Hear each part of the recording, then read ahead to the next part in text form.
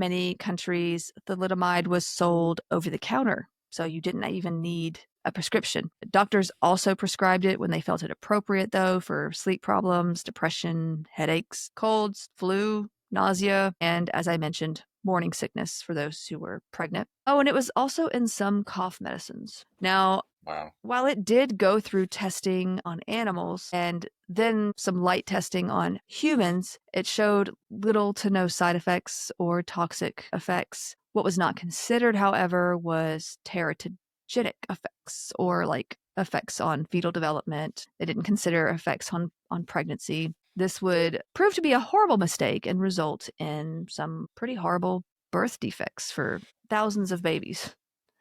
Yeah.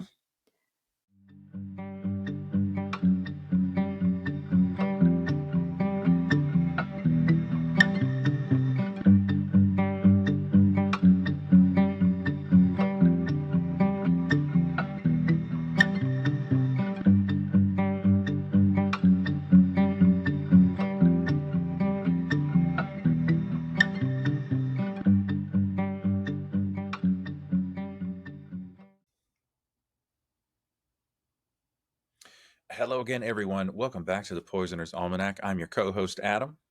I'm Rebecca. This is Good Doug. morning, my dear. Yeah, it is Doug.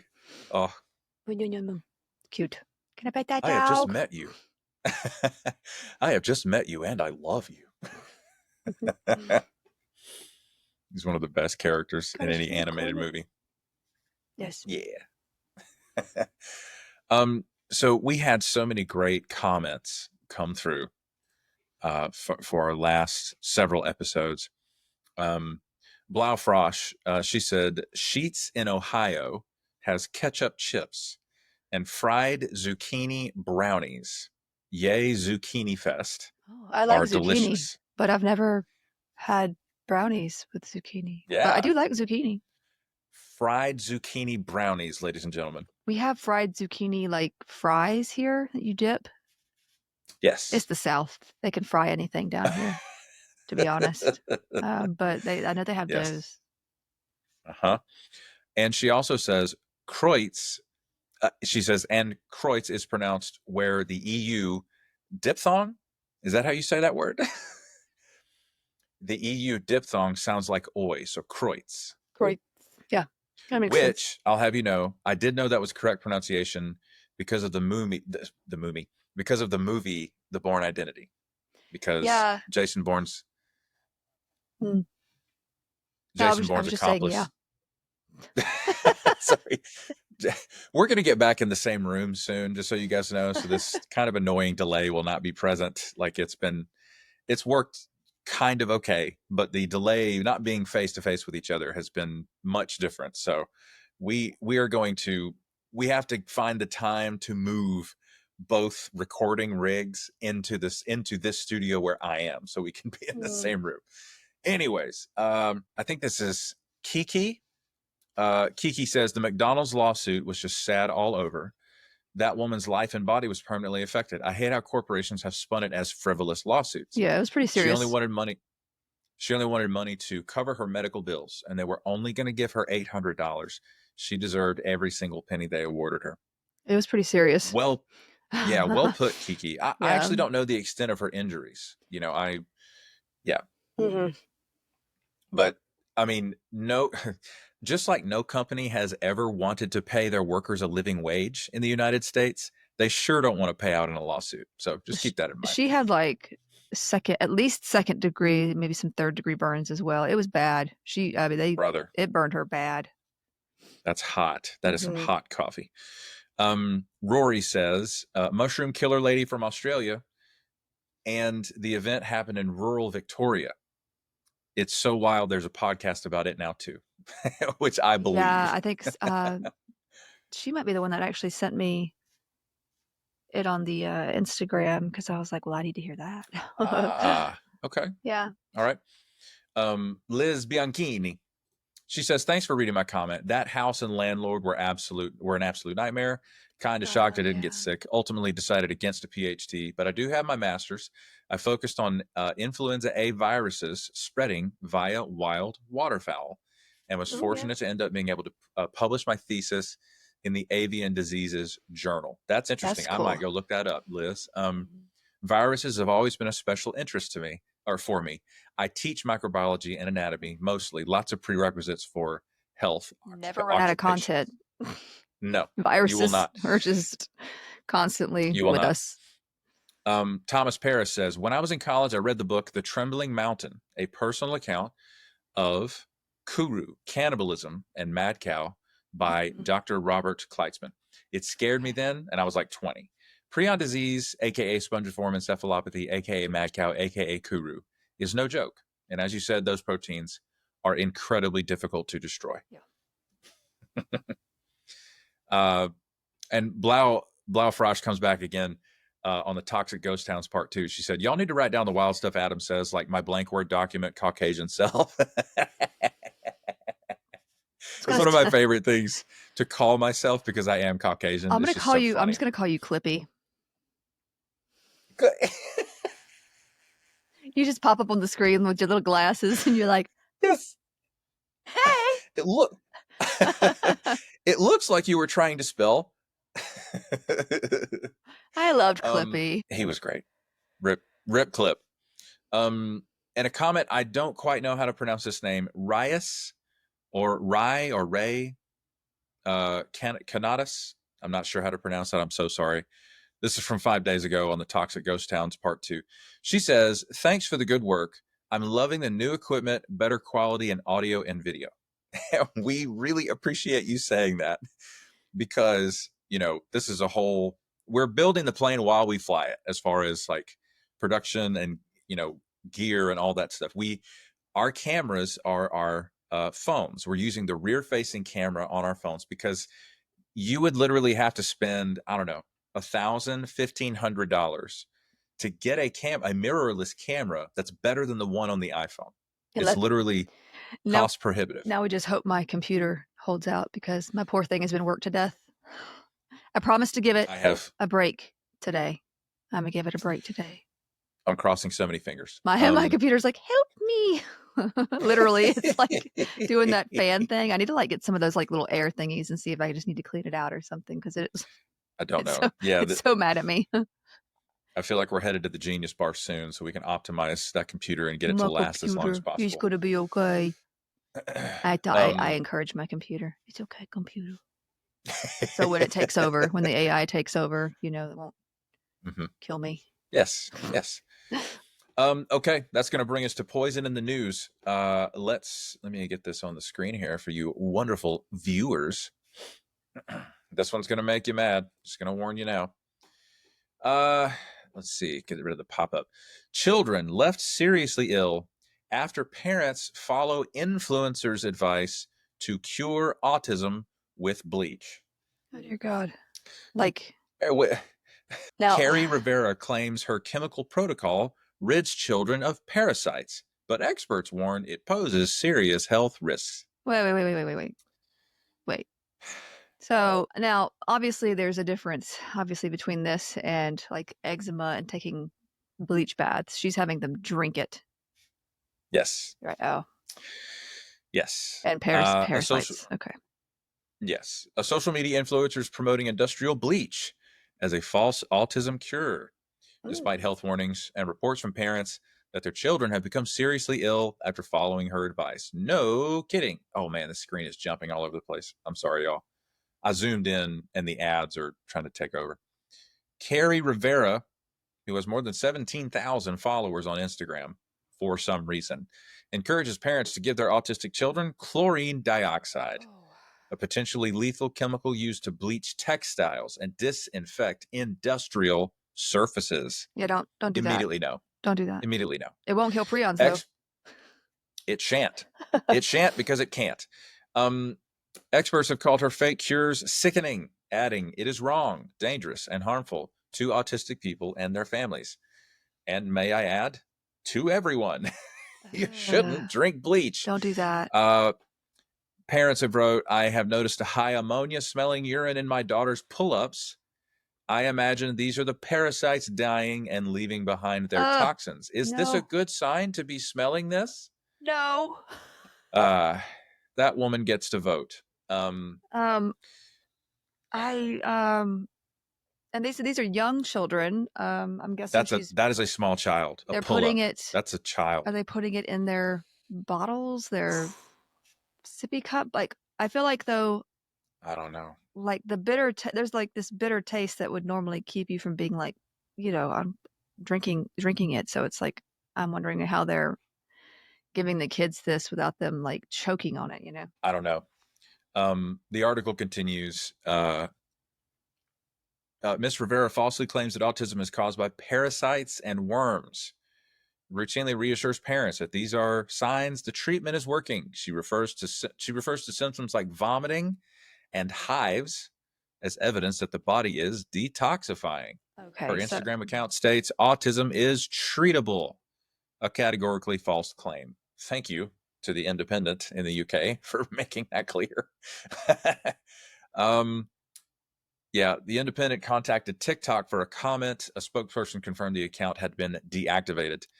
Meta has been approached for comment, but the article doesn't state whether they responded or not, but she's going to get shut down pretty much. I mean, I don't look for much from Meta, but Yeah, they, right. but like where like the ones who think this whole thing is parasitic or like where are these parasites coming from? They can't tell you.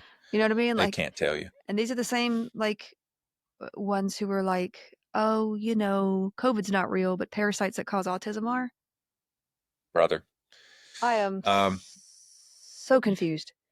I am made of questions. Oh my gosh. Okay. Her Amazon storefront previously sold books and equipment promoting these false claims, but the page was removed following a petition led by campaigners.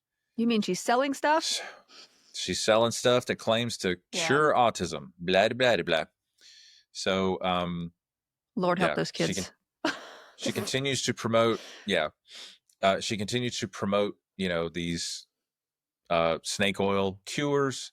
And she's definitely headed for a lawsuit. And these, somebody's going to end up in court. Well, it's going to happen. I can't imagine like your advice also like really hurting a child, possibly killing a child. Like that would be, you got to live with that. Yeah. Somebody randomly came up in a video. I have another social account where I talk, all things, social issues and human rights, intellectual consistency, all that fun stuff.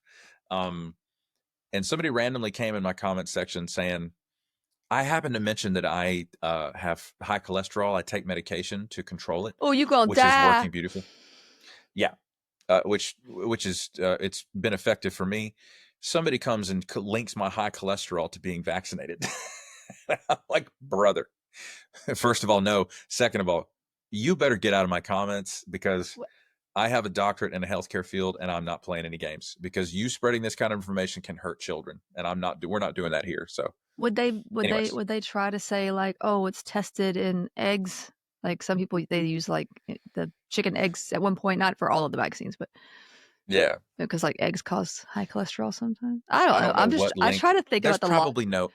Of course you are, because Rebecca, you sweet, wonderful woman, you desire intellectual consistency in your life. I mean, that wouldn't make sense either, because just because it's tested in something doesn't mean it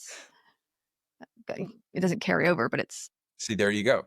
There you go, being intellectually consistent in real time on camera. Ladies and gentlemen, like, share, and subscribe. These people don't talk to me. You don't. I think it's because I try. You repel them. Well, no, and I talk too much. By the time I get to no, that wouldn't work. Like they're done with me. But I'm. Yeah. You would be like 2 or 3, but why would you in? And they're like, I can't do this with you. Yeah. Or my face might offend them. That tends to happen before I speak.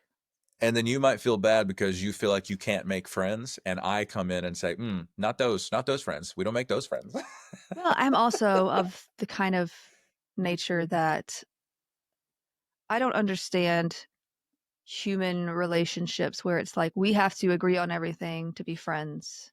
I get like. Good point. Now, obviously, if it's an issue involving, like social justice when it comes to Yeah. Like if someone around me Like the is, dignity of human beings. yeah, like if someone around me starts being Yeah. racist, I'm just like, okay, Ugh. you know, we're not friends, you know, Let me just go like ahead and that kind and of take the low thing. road. That's different than an opinion on something that is human rights. Mm, So like that's different. You got yeah. human rights, Human rights. and like the different, like, oh, I like this kind of ice cream. I like that kind of ice cream. I think this helps Totally this. fine. I think this helps that. Okay. But then like you start mentioning human rights. No, that's not an opinion. That's you being a just a not great person. So It's true. All right. Enough soapboxing. We need to move on to housekeeping for the old podcast. Story time. I escaped a religious cult 7 years ago. Without going into too much detail here, let me just say it was an extremely difficult journey. My mental health spiraled downhill, and I thankfully had enough presence of mind to seek out a therapist to work through what was going on with me. My therapist helped give me context to all the wild things I had walked away from. He was kind, patient, and guided me through what my new normal might look like. I had never had healthy boundaries in my life. Therapy helped show me that, as a result of being in a cult or a high control group, I had never fully become my own person. It's a shocking thing to learn at the age of 32. I learned how to communicate to the people around me what I was going to do, and more importantly, not do with my time, energy, and resources. BetterHelp is the sponsor of this episode, and they're on a mission to make starting therapy easier. BetterHelp is a platform where therapists and their clients can communicate effectively and get the most out of therapy. There's a journal inside the platform for personal reflection, and there are group sessions on a number of different topics available every day. Starting therapy is easy with BetterHelp. Fill out a questionnaire, and you will match with a therapist in as little as a couple of days. One of the best features of BetterHelp is that if the first therapist doesn't feel like the right fit, you can easily switch to another one until you find someone you really connect with. They carefully make sure therapists on the platform are well qualified, and their customer support team is there to help you if you have any questions. With over 7,000 reviews and a 4.5 rating on Trustpilot, BetterHelp is a platform you can trust. If you're struggling and think you'd benefit from a therapy session, go to betterhelp.com/almanac or choose the Poisoner's Almanac during sign up and get 10% off your first month of therapy. Be sure to follow us on whatever platform you are listening on. I'm seeing the Spotify followers. I was reading Spotify comments, so I just on our dashboard, I saw that our Spotify followers are jumping up. Thank you guys so much for that. Thank you in advance for leaving 5-star reviews on whatever platform you're listening. Please be sure to follow us on socials. We got links in the show notes. We now have a dedicated TikTok, YouTube, and Instagram for the podcast itself. And many of you have found the podcast through our personal socials. You can follow us there as well. If you're listening on a mobile device, be sure to screenshot that and post the photo and share that to your socials. We'd love to reshare that and interact with you guys online. The Patreon is up and running. There are links in the show notes to support the show for a $1 United States dollar per month. The patrons have perks that include weekly bonus episodes,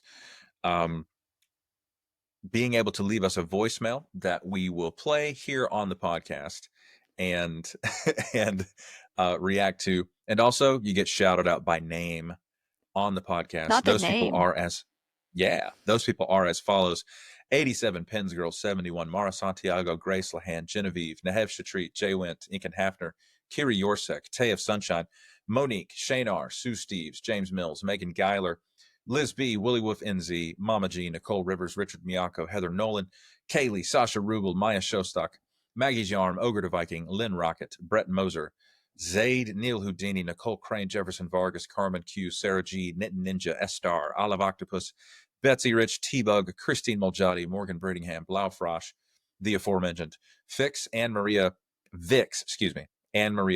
Carl Ziegler Jr., Clyde, Jennifer Wilson Richter, Too Fidgety, Wendy G, Elena MK, Caitlin Martin, Pungrammed 101, Minnesota SPT, Tasha, Stuart Slattery, Simone Valdez, Christian Scradergaard, Maria Anna, Bonnie, Omadi, Ryanel Alara, Kristen Arnold, Aaron Carey, Lynn Simpson, Melissa Emmel, Desiree Davis, Jennifer Ramirez Johnson, Dalek Party, The Warped Witch, Sometimes Jules, Mr. Slave, Dizzy Dancer, Creative Otter, Yadmit, Supergirl Sway, Rachel, Anya Brandt, Ebby, Leah Marie Matson, Lady Digitalis, Jesse, Shay Tin, Julia Franzoni, Sparks, Gloria Eichmann, Thomas Huff, From Strings to Things, Soy Kasumi, Jessica Gasparini, Robert Jr., Kate Lennon, Ron Mack, Donna Lankinese, Lauren Smith, Anna G, Serpentine Fire, and please welcome the newest patron, Melanie the SLP, which I'm pretty sure stands for speech language pathologist,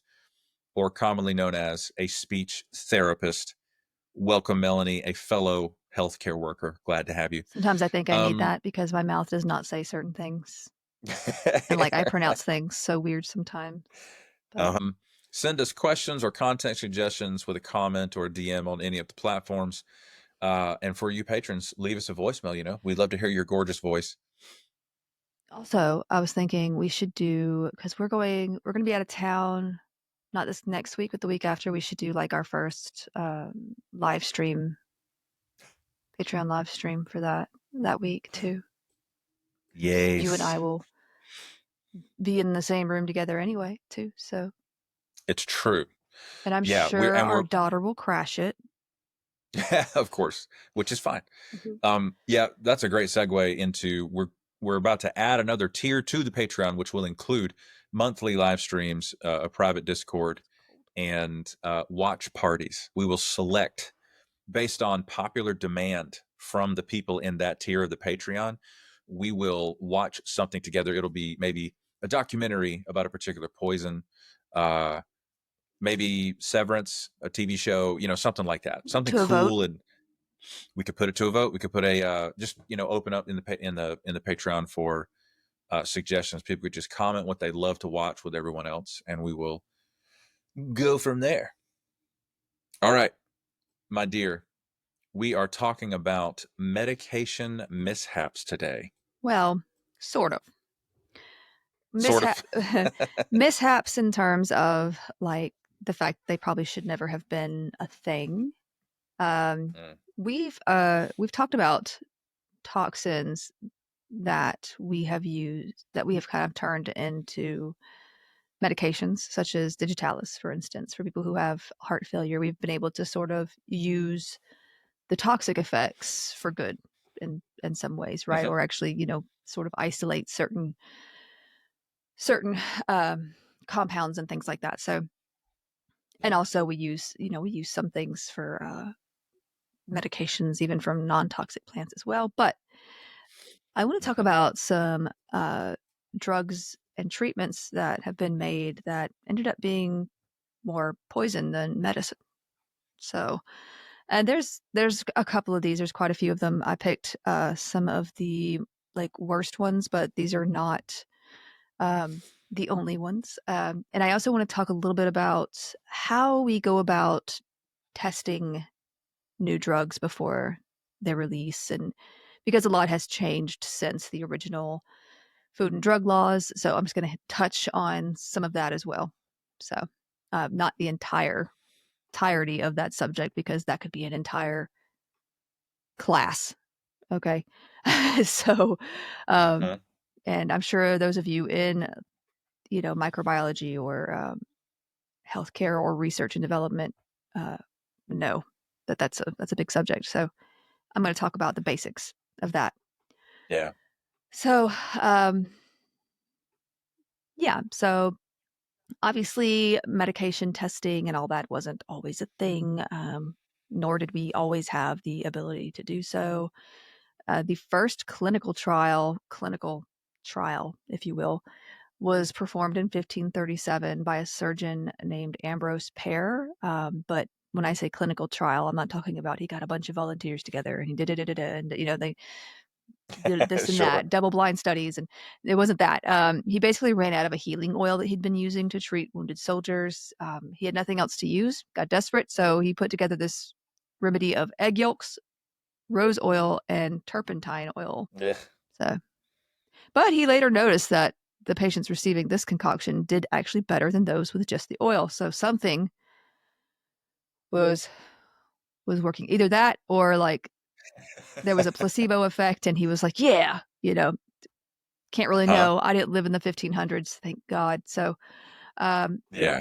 but now we have, like I said, discussed, we've discussed early treatments for various ailments that were tried in the past, whether it be herbs, oils, mercury for syphilis or other infections. I think we talked about mummia last Oh, we week. did. Eh, My goodness. Um, Somebody literally commented, somebody in the Patreon said, that actually got beyond my ick threshold.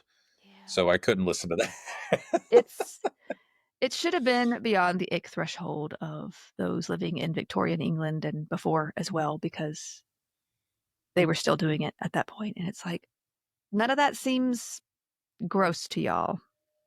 But then you want to call like other like people in other nations like, oh, they're savages. They're not like us. You're okay.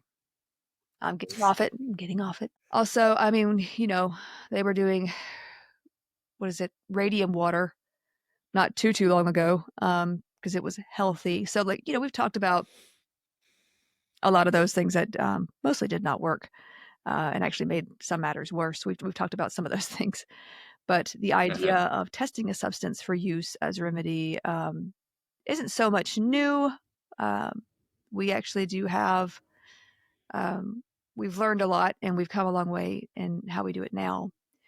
But there have also been some happy accidents, like Alexander Fleming and his discovery of penicillin. Yep. I mean, antibiotics was a huge score for us humans. So now we've already gone over so many advancements in science and medicine, including germ theory, which is sad because it's still being debated by some today. Won't go into that right now.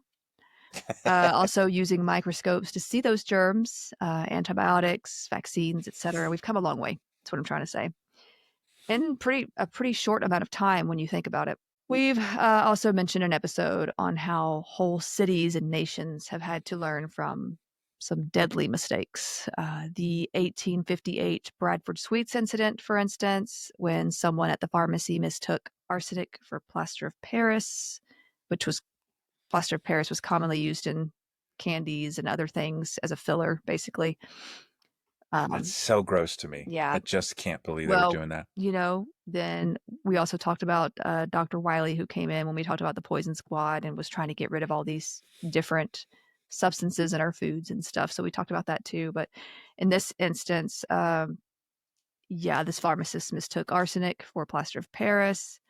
Candy maker unknowingly made poison candies with said arsenic instead of plaster of Paris. So that did not go well at all. Mhm. Yep. We also know now how important it is to label what things are and not to place foods near poisons, among other things. So that's a pretty important thing to know. Yeah, it Um, sounds absurd, but it was totally a thing. yeah. Now, this, along with many other tragic incidents, the Bradford Sweets incident, I mean, would lead to the mandatory testing of substances meant for ingestion. Pre-market testing of drugs in the U.S. specifically began in 1938 after the sulfatamide elixir tragedy the year before. We talked a little bit about this. It's when that chemist mixed this antibiotic in a solution of diethylene glycol, which is basically antifreeze. It's an antifreeze. Um, we talked about that in our episode on antifreeze slash diethylene ethylene glycol, basically. Hmm. Um, but this chemist had not read up on diethylene glycol or ethylene glycol, uh, either being poisonous and deadly. And since no safety tests were required under existing drug laws, and the pharmaceutical company that he was working for did not conduct tests before shipping the elixir to 15 U.S. states in September and October of that year, the majority of the company's shipments, I think, went to Oklahoma and Mississippi, just for reference. But none of those bottles had labels identifying diethylene glycol as an ingredient. So over 100 people died from this error. Many of them were children. It was very sad. So as you can imagine, this and the outrage it caused led Congress to enact the Food, Drug, and Cosmetic Act of 1938. So this is where We had the FDA at this point. It was put into place a little bit earlier, but this is where they got greater authority to regulate drugs manufactured and sold in the US and required that drugs pass certain tests before they could be marketed. There were laws put into place against misbranding, false labeling. These became more stringent with this after this scandal. Also, in this case, it was argued that an elixir is defined as a substance containing alcohol, but the liquid sulfonamide that had poisoned people had no alcohol. It had the diethylene glycol.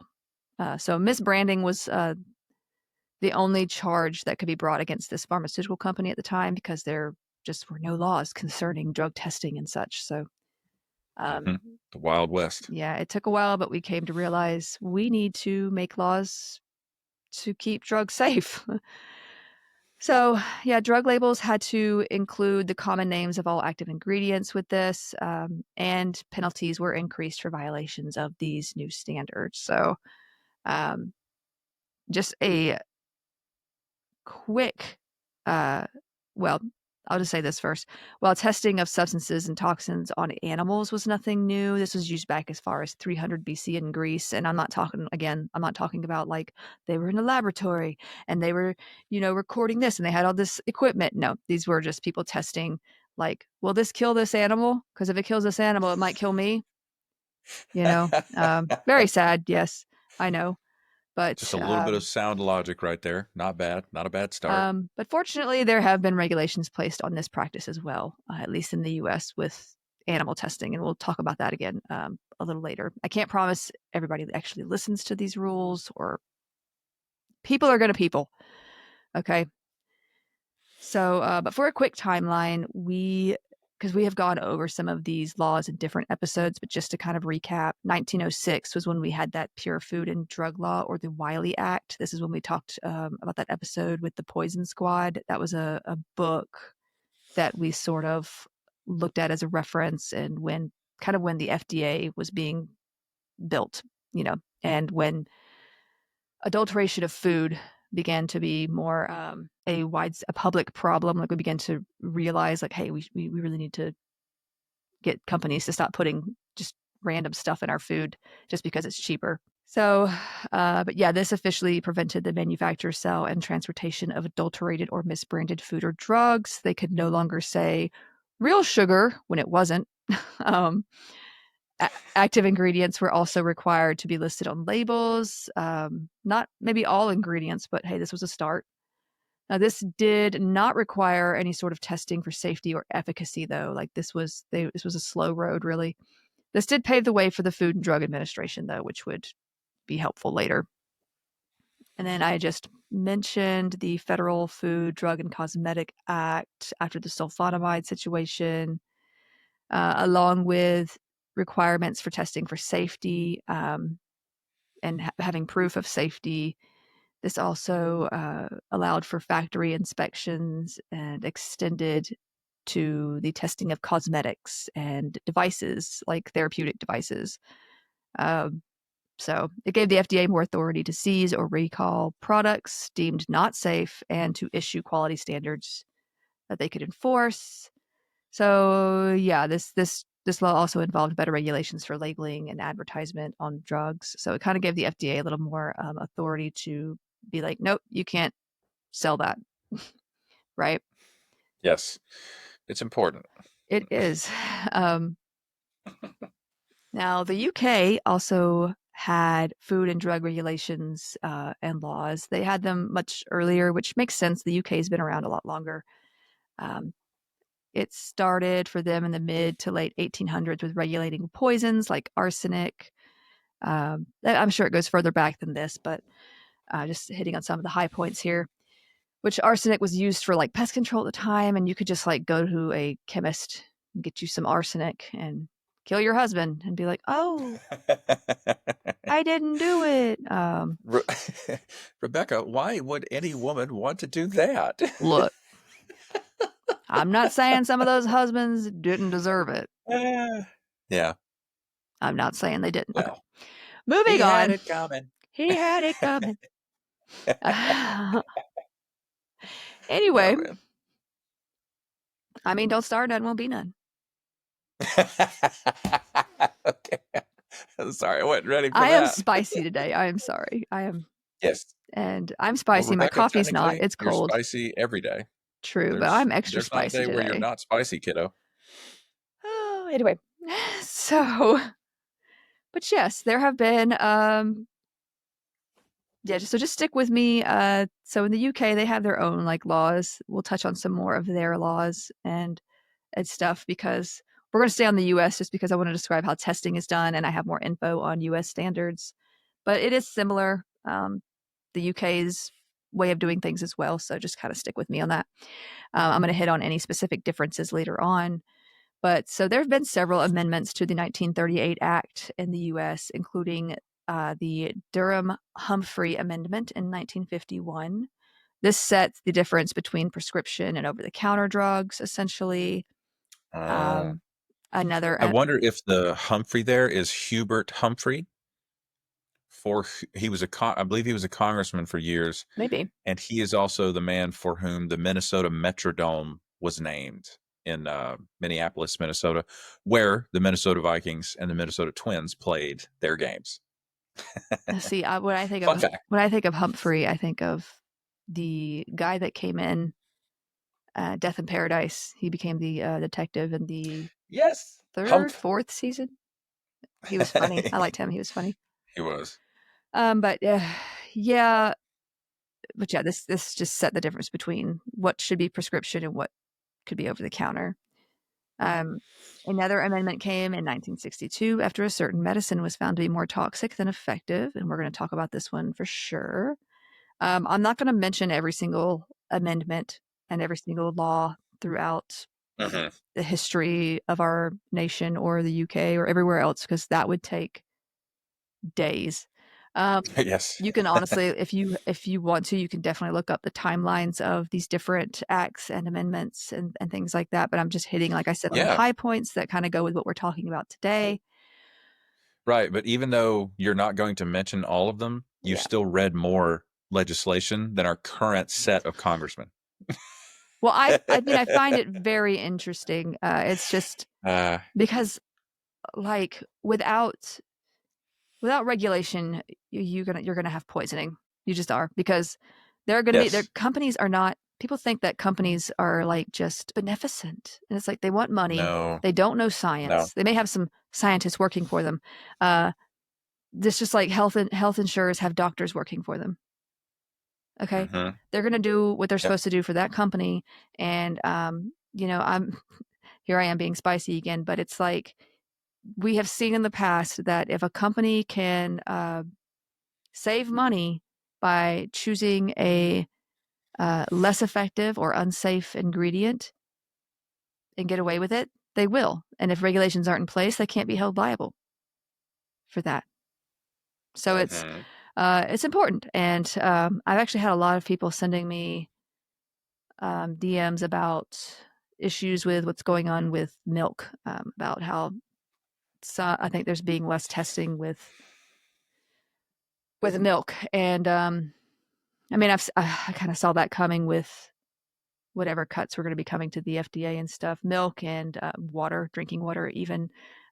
So, I mean, just pay attention to where you live and what's going on. I think certain places though, like Costco, Kroger, there's a few other places that do like third party testing on their stuff. So for now, I mean, but yeah, it's just it is important to keep up with what's going on. It's not the only thing. If you live in Georgia, South Carolina, Alabama, in the South, they just had a recall on tomatoes again. That can cause serious illness. And I think on beef products somewhere. There's always a recall on something, though. It's true. You see it a lot with certain greens that are like prepackaged in the bags, Yep. unfortunately. Yeah, Hmm. there can be like salmonella outbreaks or E. coli outbreaks. It's just something to watch. Pay attention to those kinds of recalls. Now, the medication we're going to discuss that kind of brought about this other amendment, though, we briefly discussed this particular medication in a bonus episode, but a lot of poison friends have been DMing me on Instagram to talk about it. And I think it's an important one to talk about, whether you are a patron or not, because it's a pretty big subject, and it is a pretty big scar on our medical sort of history, not just America. I mean like worldwide. So we're going to talk about it. We're going to talk about thalidomide. Yeah. And honestly, everybody DMing me about thalidomide has been kind of the inspiration for where this episode came from, because thalidomide is not the only drug that has had to be taken off the market or more highly restricted. And thalidomide is actually not off the market. It's highly restricted, which we're going to go over that in just a little bit. So this was a medication that was sold under several brand names, such as Conturgan. I was not alive at this point. Okay. Thalidomide, which I always think it's funny when like brand names sound almost like the generic names, like just call it thalidomide. Thalidomide. It was, I guess they can't, but it was originally developed in the 1950s by a Swiss pharmaceutical company, then introduced as Conturgan by a German pharmaceutical company named Chemie Grunethal. I might be saying that wrong. I'm not even sure if they're Mhm. still a thing, but it was initially advertised as a sedative that would allow for deep sleep without the usual hangover effect or drug dependency. And I have to tell you, if something sounds too good to be true, it probably is. Um, so it was marketed in the UK by Distillers Biochemicals Limited under the brand name Distaval from April 1958 until late 1961. Elsewhere, it's been known as Asmaval, Distaval Forte, Tensaval, Valgis, Valgrain, just a number of different, it's had a number of different names depending on where it's been sold. It also made it late to Canada, being approved there in like 1960 and sold in 1961 under the names Calamol, and I believe this was Kevadon, but my computer changed it for some reason. I was like, that is not what it was. That is not what it was. You're Um, It's like your computer waits for you to scroll up to change and words. I They're always a remember, surprise to you. if it You autocorrects, do. I know, because I'm like, that's not what it said, because I You remember immediately see it and you're like, how dare you? it was How not dare all of It you? was not Nevadon. It was, I'm pretty sure it was So started with a great. K. But anyway, but 2 months after this went on sale, pharmaceutical companies sent physicians letters warning about the risk of birth defects. So it wasn't on sale very long there anyway. So it wasn't until March 1962 that both of these drugs were banned from the Canadian market by the Directorate, and soon after, physicians were basically warned to destroy all their supplies. Now, after its initial release, it was actually pretty popular with pregnant women because it showed effectiveness in helping with morning sickness, because it helped prevent nausea and vomiting, basically. Mhm. In many countries, thalidomide was sold over the counter, so you didn't even need a prescription. Doctors also prescribed it when they felt it appropriate, though, for sleep problems, depression, headaches, colds, flu, nausea, and, as I mentioned, morning sickness for those who were pregnant. Oh, and it was also in some cough medicines. Now, Wow. while it did go through testing on animals and then some light testing on humans, it showed little to no side effects or toxic effects. What was not considered, however, was teratogenic effects, or like effects on fetal development. They didn't consider effects on pregnancy. This would prove to be a horrible mistake and result in some pretty horrible birth defects for thousands of babies.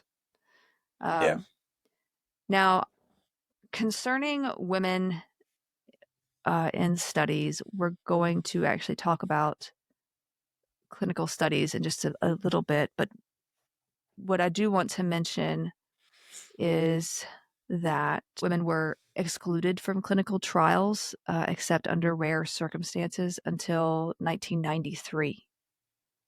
So they wouldn't have tested I mean, this on women anyway. it's hysterical. Um, It's like I so, recently started digging into the dark triad personality types, like narcissistic, psychopathic, coercive control stuff. Because I escaped a cult and all that fun stuff. So I over the course of the years trying to untangle all these things. Of course, you're going to end up, bumping up against dark triad stuff. All of the data, or the vast majority of the data that we've ever had about these personality types, comes from incarcerated convicts, and it was all self-reporting. So a clinical narcissist has been incarcerated, and they just let them describe, their. But the way that these people would interact with a task like that is to gain power over someone. mhm. Regardless of if they ever get out of prison, they will just use this situation like they have used all other interactions with humans in the past. And so only recently did data actually start to come out that wasn't self-reported by convicts. Yeah. Well, I feel like you can watch like interviews or court tapes on some of these people, like Ted Bundy, Mhm. like, and Yes. see like there's something different going on Mhm. with this Yep. person. And there's a Yep. whole group though that will still be like there was a whole group of women who loved him. Like he Yeah, was that part. he was brutally assaulting and killing women, and there were women who were like, "But he's cute." Dismembering women. I'm sorry. What? uh Like he would SA their bodies when they were mhm. alive and deceased. But And he was known to be charming, and he was not stupid.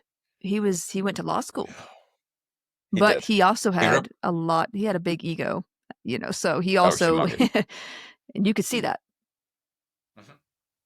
But yeah, Yeah. it's crazy to watch, uh, just to watch some of that stuff and see how they act and how other people respond. I mean, Yeah. Charles Manson Yes. had many Yes. followers. Yeah. So, Forgive me for getting you off track no, or whatever, no. but just in line with how miserably incomplete the data set was, Mhm.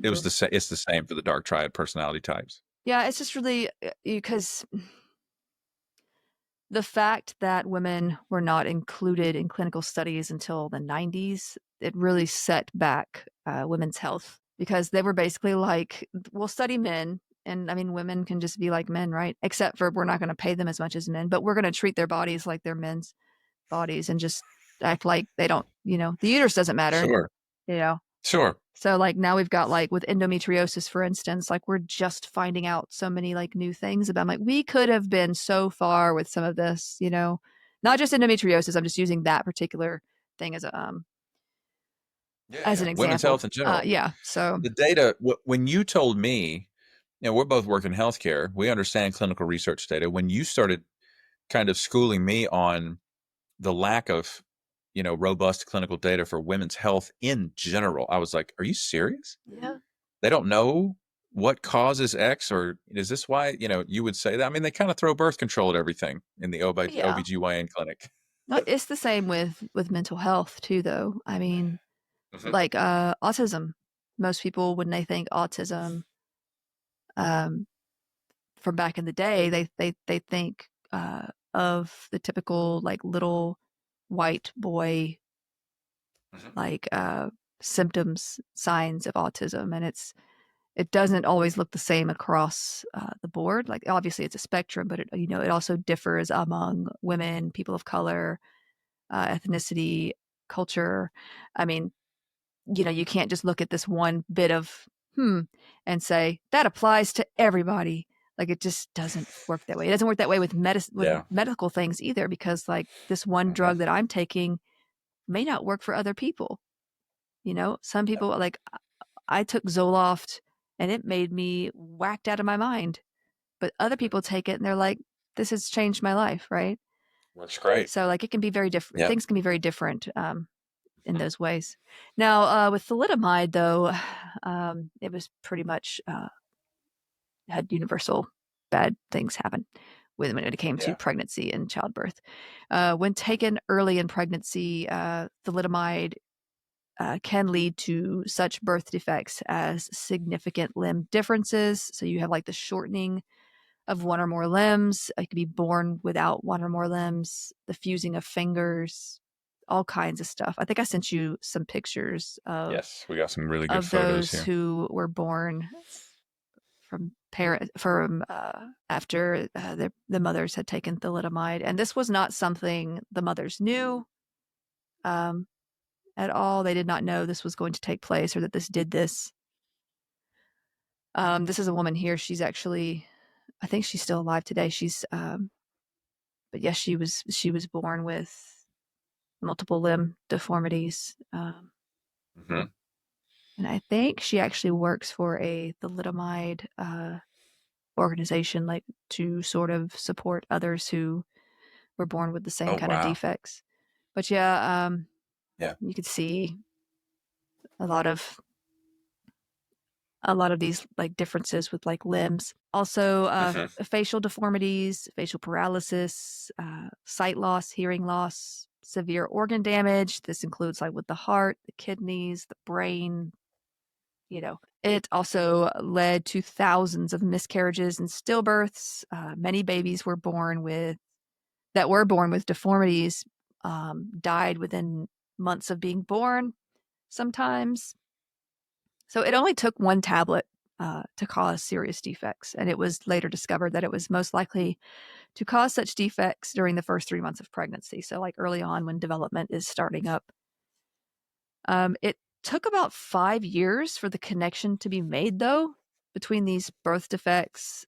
Some were not always obvious at first, by the way, some could be like more internal, and the drug thalidomide. And by then it was being sold in like 49 countries. Now, it was actually not approved by the FDA in America because there had been some reports and concern that it could cause, that it had been causing nerve damage in adults and limbs in adults after long-term use. So like they were like, I want to see more data. Pharmacologist Francis Oldham Kelsey, who was the medical officer at the FDA at this time, rejected like several requests to market and distribute thalidomide. I think they were like sending request after request at least like 6 times, and she was like, "No, I said what I said.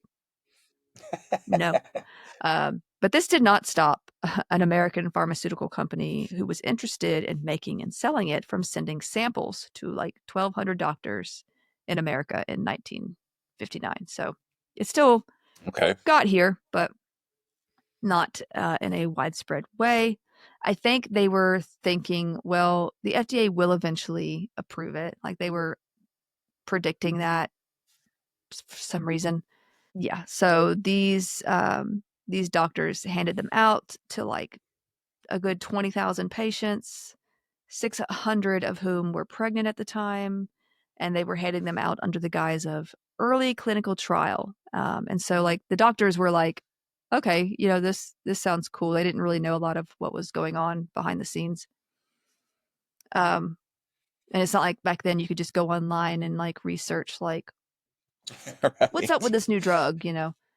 Sure. If it came from your doctor, you 100% assumed Yeah, it's or perfectly I safe. mean, even the doctors weren't like able to just quickly get on there and be like, let me look up some research real quick, right? I mean, they could read in certain journals No. and things like that, but it took time for some of these things to show up in journals and things like that. Now, while the drug was not officially approved and sold in the US, there were some children here who were affected. The official number that the FDA gives is 17 children. Some have said more like 20, but according to others, like Jennifer Vanderbees, she's a journalist and author of Wonder Drug, the secret history of thalidomide in America and its hidden victims. The number may be closer to 200 children. Now, unlike Yeah. other countries who later did offer some support to thalidomide survivors, the US has not done so. Hmm. Now, in Germany, the drug was sold between 1957 and 1961 and caused birth defects in at least 6,000. Only 2,000 of those survived. According to, and this is babies, Yeah.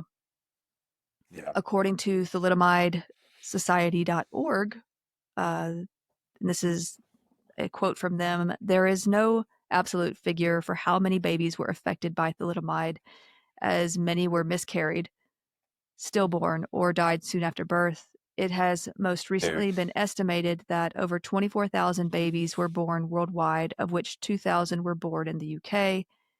In addition, based on medical evidence, experts conservatively estimate that those babies stillborn and miscarried due to thalidomide would add a further 123,000 worldwide, of which 10,000 would have been in the UK. These figures do not include those babies born alive who became victims of state infanticide and so were never registered. So, what is that? Basically, either neglected or killed because of their defect. Like they would end the life of a newborn child? Yeah. Like it was medically necessary? Like there was no way the child would survive? Is that what that means? Well, maybe some of that, but also like calling it that and them actually just getting rid of the child, thinking he's he's going to die in a few months anyway, that kind of thing. They were parents who were told to put their children in foster care because they're probably not going to live very long anyway. As well. I am aghast. Mm-hmm. I think the little girl, the little girl holding the flag, the picture I sent you, she was one of those children who they didn't expect to live very long. And actually, she's the same girl that was in that, the older lady who was in that picture. That's her. That's the same girl. Oh my god! But they didn't expect her to live very long, and so they were like, just put her in foster care because which is sad because there she is as a baby. Which is really sad because it's like, no, I'm not going to put my child. I want to be there for my child regardless. Yeah, this is her grown up. It's unconscionable. Wow. And she's got tattoos on both of those arms too. Yeah. You know what I'm saying? Mm-hmm. Like that's like an identity marker, so to speak, because normally you can have an aversion to any sort of attention being drawn to any part of you that is disabled or disfigured. And she got these tattoos to kind of as a public display of I am who I am. Yeah, I think she went on to have her own children and stuff. I think about the one positive thing about thalidomide is it didn't mess with genetics, so it didn't carry over past the generation of children born to those mothers. So that was her as a little girl. Yeah. That's wild. So, but many did go on to live somewhat normal lives. Obviously, they had some obstacles, some struggles to get through as well. But let's see. The connection was finally suggested by an Australian doctor, Dr. William McBride, in a letter published in The Lancet in 1961. Another physician noted to have been one of the first to alert others to the link between thalidomide and the deaths and birth defects was German physician. I'm going to get this name wrong. I looked this guy up in other places and really couldn't find a whole lot. Dr. Widukind Lenz. Widukind? It's Widukind. And that's the first time I've ever seen this first name, but pretty cool first name. I just don't know how to say it. Dr. Lenz. But I wanted to mention him because he was also mentioned as someone who had found this link, and I didn't want to leave anybody out. So now the German pharmaceutical, the German pharmaceutical company, Chemie Grünenthal, formally withdrew the drug from the market November 26th, 1961, and then UK distributors of the drug did the same just a few days later. The UK government warning was not issued until May of 1962, however. But even then, the drug was also present in a number of other medications whose labeling did not use the word thalidomide. Remember I said sometimes they were in cough medicines. Consequently, at least 20 children were born during and after September of 1962, showing typical thalidomide impairments, more than 9 months after the drug itself was withdrawn. So, like, it was still in some other things. There wasn't a warning or recall on those things. And so that sucks. Now, later trials with rabbits demonstrated the fetal toxicity of the drug in 1962. This was months after the withdrawal of thalidomide from the German market. So they were able to prove, like, yeah, this is what is causing, what did cause that. So now, so it could just confirmed, and these results were confirmed through additional trials with several other species of small mammals and 8 species of monkeys over the following 10 years. So it's pretty specific. Now, the German drug maker issued its first apology to the victims and families in 2012. A little late, but okay.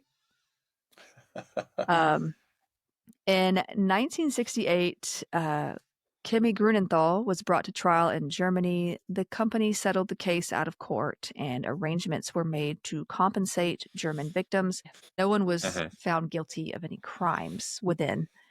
Now, the distillers company in the UK also reached compensation settlements with UK victims that year. The Thalidomide Trust was created to administer such compensation. Similar support funds gave out compensation to victims in other nations, such as in Australia and New Zealand. Like I said, this was sold in like 49 different countries by the time it was the connection was realized. Oldham Kelsey, the FDA medical officer that was like, no, we don't want your drug. She was actually awarded the President's Award for Distinguished Federal Civilian Service by President Kennedy in 1962 for not allowing thalidomide to be approved for sale in the U.S. And while there were some people still affected in the U.S., she basically stopped it from getting too widespread. So basically she wasn't going to let it in, even though there were some people just giving out samples they shouldn't have been giving out. But here we are. She was also inducted into the National Women's Hall of Fame in 2000. But still, there has been no financial support for those who have suffered effects in America. They've been just kind of swept under the rug, out of sight, out of mind sort of deal, which is just wrong. Now, this tragedy that went on way too long before being discovered, mind you. I mean, you've got people taking this for a good 5 years before even it being even connected, and then maybe a year or two after that even. But it also led to changes in how many nations test and regulate medications. In America, this was seen in the 1962 Kefauver-Harris Amendment to the 1938 FDC Act, which I mentioned earlier. And this mandated that drug makers prove their drug works before requesting approval.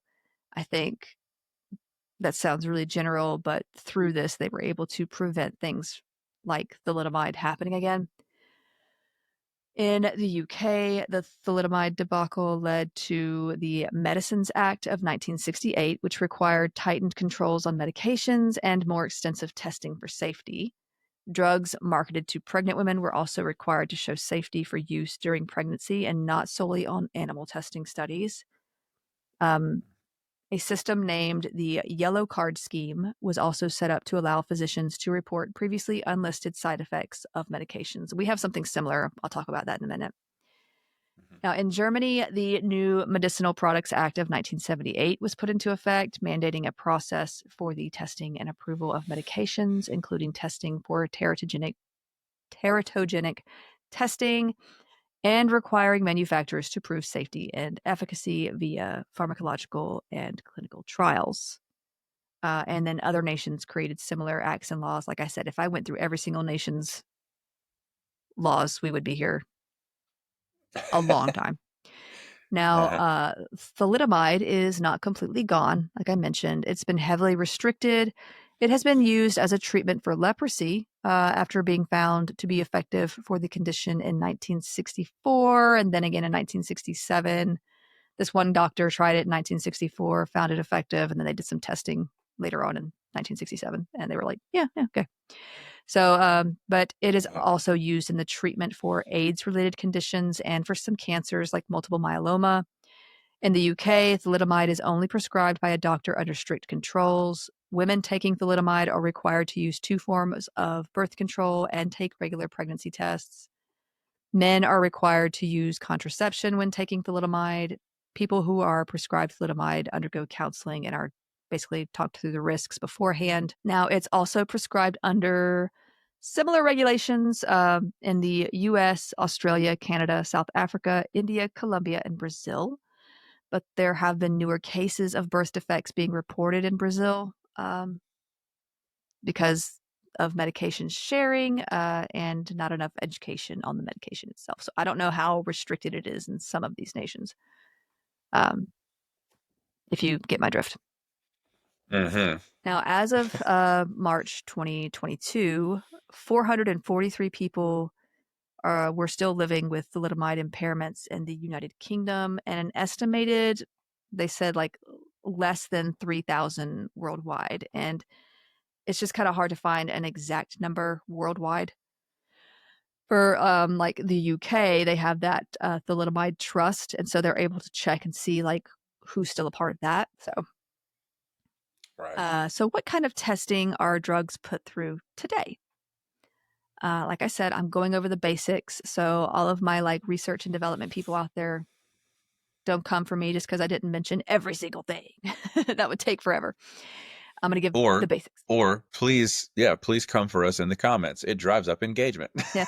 Or, you know, if you want to mention something that you are like, hey, there's also this cool thing that like I totally forgot to mention, add to the discussion, right? Sure. But just know that I'm only talking about some basic stuff here. Now, here in the US, there are various kinds and phases, of clinical trials. And an interventional clinical trial is the kind that you see like new drugs go through. So we're going to look at that in specifically. There's also things like observational clinical trials, whatever. Now, phase 1 trials test for the safety of a drug, the best dose, the best way to administer the drug. This may involve like 20 to 100 healthy volunteers that are monitored throughout. You may hear such terms as pharmacodynamics, which just means what does the drug do to the body? Basically, that's what they're looking for there. And pharmacokinetics. This basically just means, well, what does the body do to the drug? Like, how is it metabolized, for instance? Mm-hmm. Certain trials may test drugs using terminally ill patients, such as advanced cancer or AIDS patients. The goal is just to learn the maximum tolerated dose that does not produce unacceptable side effects, right? You're testing for the safety. The reason I mentioned it maybe using terminally ill patients is sometimes like these patients don't have another choice, and we could use data also for future patients as well. So Yeah. there's a whole ethics committee. There's a whole like process. Mm-hmm. Institutional review board. Yeah. That's what they So call them. now this makes sense because if it's not safe, there's really no reason to continue. This takes several months, and about 70% of drugs make it through this phase to the next. Okay.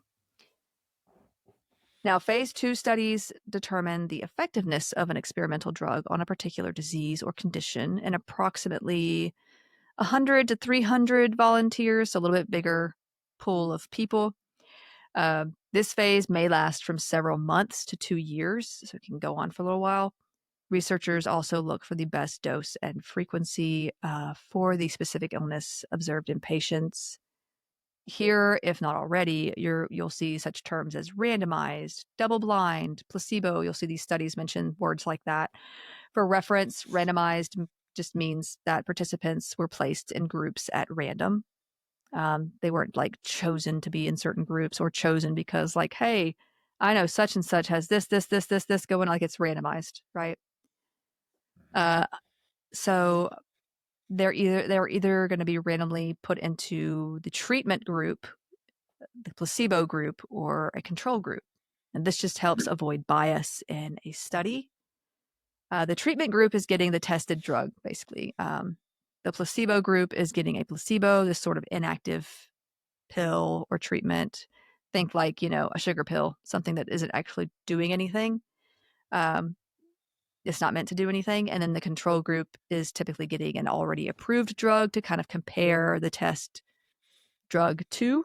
So like a drug that does something similar, but it's already been approved. They're trying to see like, well, does this new drug do this better? Or like, how does it compare? Uh-huh. And this is important too, because like, if that you're taking a placebo, or not knowing you're taking a placebo, like you can kind of gauge like you don't have that placebo effect kind of making bias in the clinical trial either, where it's like, well, I'm taking this pill, I feel better all of a sudden, but it's like not because of the pill, it's because like you expect to feel better. That's right. That makes sense. The placebo effect is fascinating. Yeah, like yeah. it's really something it literally created the need for RCTs, I'm just gonna randomized control trial. write down that for a bonus episode: study the placebo effect. Ooh, it's amazing. I've got a lot of ideas coming for bonus episodes, so just writing those down. Yeah, and just real quick, it made me think of from the the cult that I escaped. The foundations of that cult are kind of the post-World War II healing evangelists that would travel around and do tent revivals and pray for healings and all that fun stuff. Alongside preaching divine healing, these people would also teach a principle called positive confession. Oh, yeah. Where you must align what you say with what you want to see happen in your physical body. Well, in a way, it's like manifesting to some. Yes. Right? Yes. You can see it in other, other parts of society. Yeah. But these ministers would claim that just gobs of people were healed in the tent revival meeting they did. These people had been taught about positive confession. So if you ask them after receiving prayer, are you better? Is there any positive improvement? They would say, oh, yes, I'm healed, brother, in the name of Jesus. It's like, no, I'm not. Like me now, I would say, I'm not asking about what you want to have happen. I'm asking you to report, do you still have cancer? Yeah, but there's a level of This kind of thing. shame that goes with speaking negative too, or Exactly. negative. I was always called cynical a lot in that culture, because I was like, Yes. I've got I think I'm catching a cold. Don't say that. Don't say that, because if you say it, it's going to happen. And it's like, don't claim it. Don't speak it. It's happening because there's a germ in my body, because I went out, I shouldn't have gone out, and I should have washed my hands better. But like, they also use it in a way. Never leaving my house again. I do. I get so mad when I get sick. I'm like, oh, but you do. I do. And it's, obviously getting sick, it happens. Germs are everywhere. You can't. It does. You just, yes. whatever. But it's a part of interacting with the microbiology in the physical universe we occupy. It's okay. Yeah. But what these people are preconditioned to report that they have been healed. And it's, entire denominations of churches would investigate somebody like William Branham, for example, who's the most famous of these post-World War II healing evangelists. He would claim, but first of all, he would carry out bags full of cash. Oh, yeah. Okay. He was a grifter. He would say gobs of people were healed. Formal investigations would be done by denominations of churches that he had visited and held meetings at. They would not be able to find a single case of somebody confirmed that has been divinely healed. Like it was that sinister and convoluted. So anyway, all that to say, the placebo is powerful. Well, I also they also hold it against you too, where it's like, well, if you aren't healed, then it's your fault because you didn't manifest it, basically. That's right. And they don't say manifest. Right. They think manifesting is probably like witchcraft, but it's literally the same thing. But at the same time, they'll use the word manifesting in a different sense. Yeah. It's just intellectual. I have no problem with people speaking positive things over their life. It's the control factor of, well, if you don't do it, it's not going to happen for you, and it's your fault. give me your Yes. money. Like that, That's known that as, bothers yeah, me. and I would call that toxic positivity. Yeah. You are being positive in order to insulate yourself from the things that you should be facing head on. Now, That is not mentally healthy. that is one thing I don't have a problem with. I tend to be more of a realist, but Totally. most people have called me cynical for that reason. But I think Yeah. it's interesting though because you bring up that it was post World War II. I think Yeah. when there are such events as wars, huge things that happen, you see an uptick in certain spiritual things, and it's Yes. like not just mainstream religions either, but like spiritualism after World War One, like because Yes. people are looking for answers. You know, what happened to my loved one that never came home?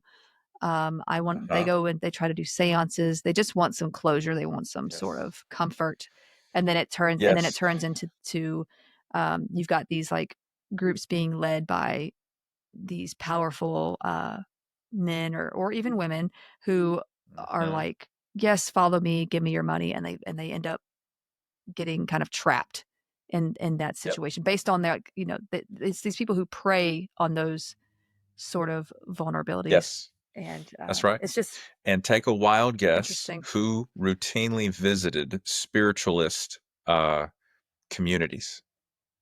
Oh yeah, I know you're gonna say. I was gonna say Sir Arthur Conan Doyle, but he did too. William Branham. Right. William Branham. Now, He would go there to figure out more ways to steal from people.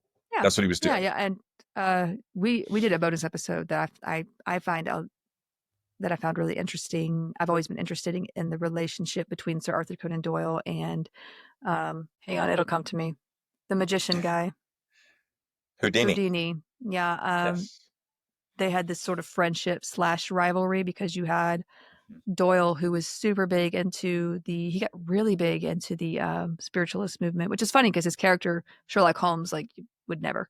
But like he did. And part of it was because there was a lot that went into it, but a part of it was his son. I don't think he ever made it back from the war. So it was a lot of sad stuff underlying it. But he was very Yes. interested in it. He did talks on it. He would go on like tours talking about it. But his friend, um, Houdini, was like super skeptical. He would actually show up to seances and just like kind of expose them for being fakes. And like he would do that because he was just like, he hated watching people get manipulated or cheated into thinking like, oh, here's your loved one. It's just, seeing Yeah. people get taken advantage of like that was Yeah. something he hated. So, but yeah, we did it. We did a bonus episode on that Yeah. just because I loved that whole like relationship there. Yep. And I know I got totally off track here, but yeah, so placebos, crazy, crazy stuff. Mhm. And Mhm. the point of a placebo is not knowing that you're taking the placebo in this case, right? Yes.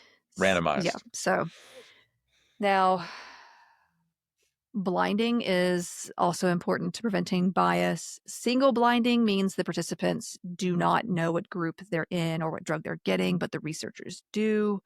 Double blinding, which I believe is more common and more effective, means that neither the participants nor the researchers know which group each person is in or what drug they're being given. So it can be, they can also be observed in a way that doesn't involve bias.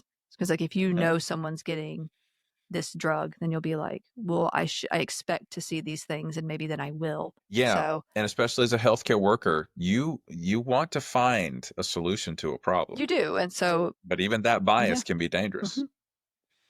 Now, approximately 33% of experimental drugs which pass phase 1 and 2 will go on to phase 3. Okay.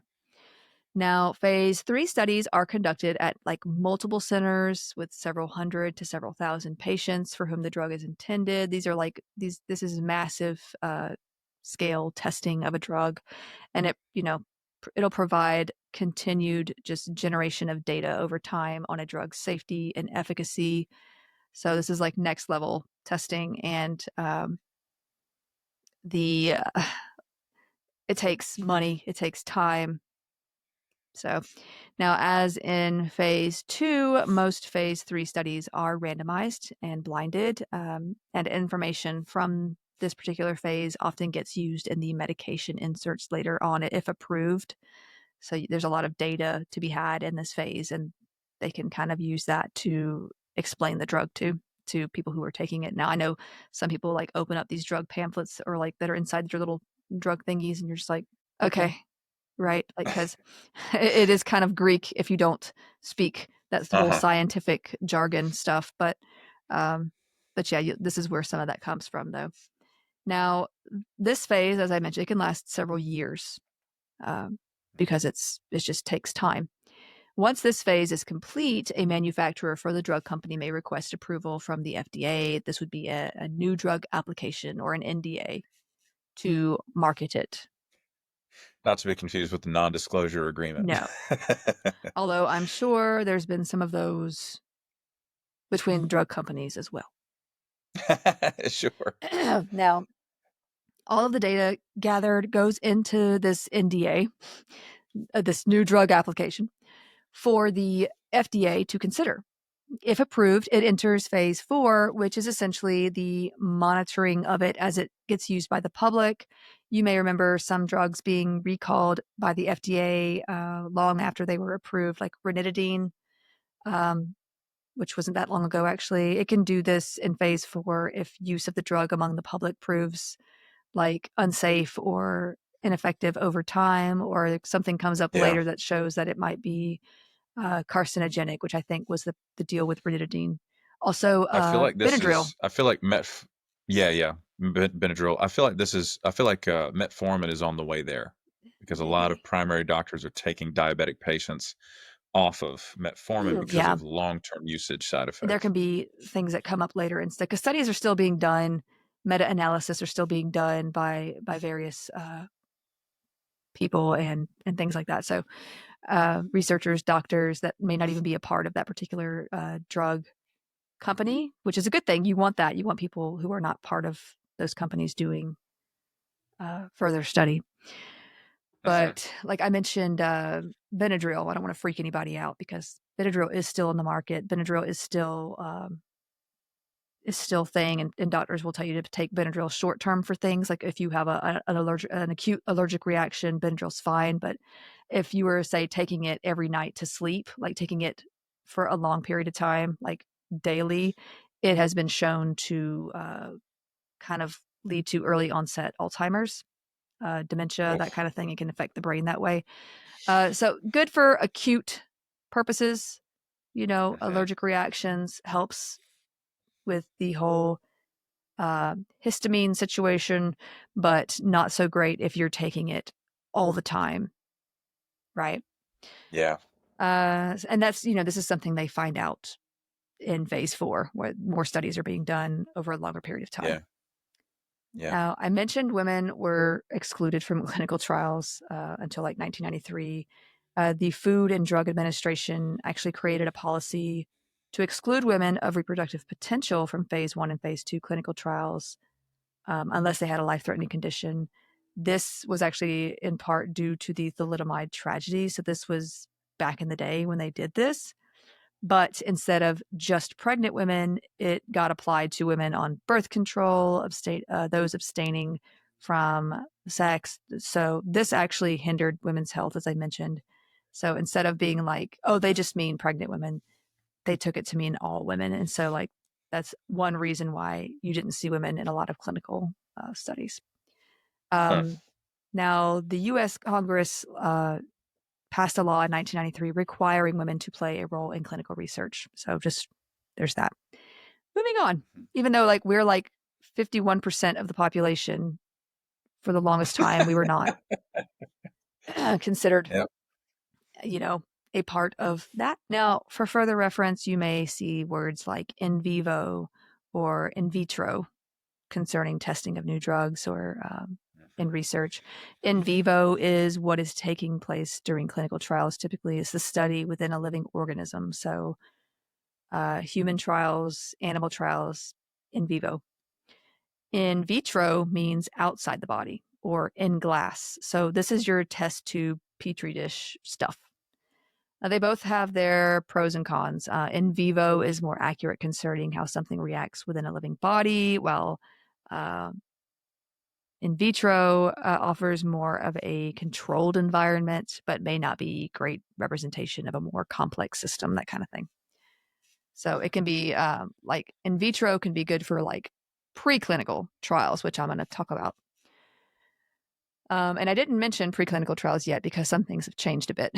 These include animal trials, whether it's invertebrates or vertebrates, as well as some, like I said, in vitro studies. Obviously, there are special considerations like pregnancy when it comes to studies. Studies can be initiated in pregnant women if preclinical studies, including studies on pregnant animals, clinical studies, including studies on non pregnant women, have been conducted and provide data for assessing potential maternal and fetal risks. There is no greater than minimal risk to the fetus, or the purpose of the research is the development of important biomedical knowledge that cannot be obtained by any other means. So, drug studies should not be conducted in pregnant women if there is no anticipated use of the drug during pregnancy. It kind of, makes sense. Or if fetal risk is known or highly suspected, also makes sense. Basically, a good start here is either pregnant animal studies and in vitro test tube style studies first. There's also like AI generated toxicity type studies as well. Okay. As of 2022, the FDA no longer requires animal testing prior to human clinical trials. It does not ban it either, but it only promotes it in certain circumstances now with like certain considerations. Because this is like a job, like I mentioned, AI might actually be great for, like toxicity models. They can look at that using computer models now. Also, the use of cell lines in vitro studies may replace animal studies more and more. And this is great because we do want to be ethical, with how we do that. In cases where animal studies are still needed, there are, of course, standards set by an ethics board, that kind of thing. So I mentioned I would compare the systems for drug testing in the US to that of the UK. So let's do that now. It's not a whole lot. Basically, the UK differs in just a few ways, including the type of agencies they use to monitor and regulate drugs and devices. Approval time, the US tends to actually be slower with all of the studies and approval and stuff like that. So, and there's actually been some controversy, some concern over that because it seems like in other places, people are able to get care using meds that are actually helpful sooner, but at the same time, like the testing for safety is also important. So it's like, give and take. Yeah. Of course, then again, we do have we've had medications that were approved for safety and then ended up being removed. So I mean, like you kind of have to look at like, well, how many has it really helped as much to take so long? But yeah, so also how funds are handled, developmental strategies, those kinds of things. So little differences here and there, but overall they're similarly oriented to safety and efficacy as most nations who govern and regulate medications are. Basically any of those nations who probably dealt with the thalidomide debacle and had to learn and grow from that, or any other sort of medication situation.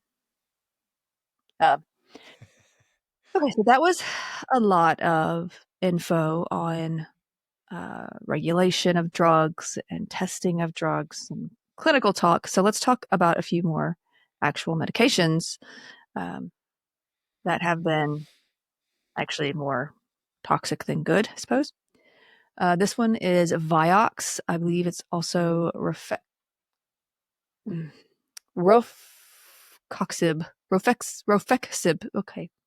It's a good thing it's not there anymore because it's Vioxx. Rofecoxib. Rofecoxib. Rofecoxib? Rofecoxib. Hang on, let me look that up. Rofecoxib. I can't do all the consonants. Yes. There it is. Rofecoxib. Rothercoxib. Yeah, gosh, what a strange collection of Mm, vowels and consonants that is. yeah, good Okay. riddance. Anyway, I'll be calling it Vioxx so that it doesn't take me an hour to get through this medication, just trying to say its name. Vioxx would be the brand name, I believe, anyway. So it was an NSAID, which is a non-steroidal. Oh my God. Now it's messed me up. It's completely messed me up. It's Just a restart your computer.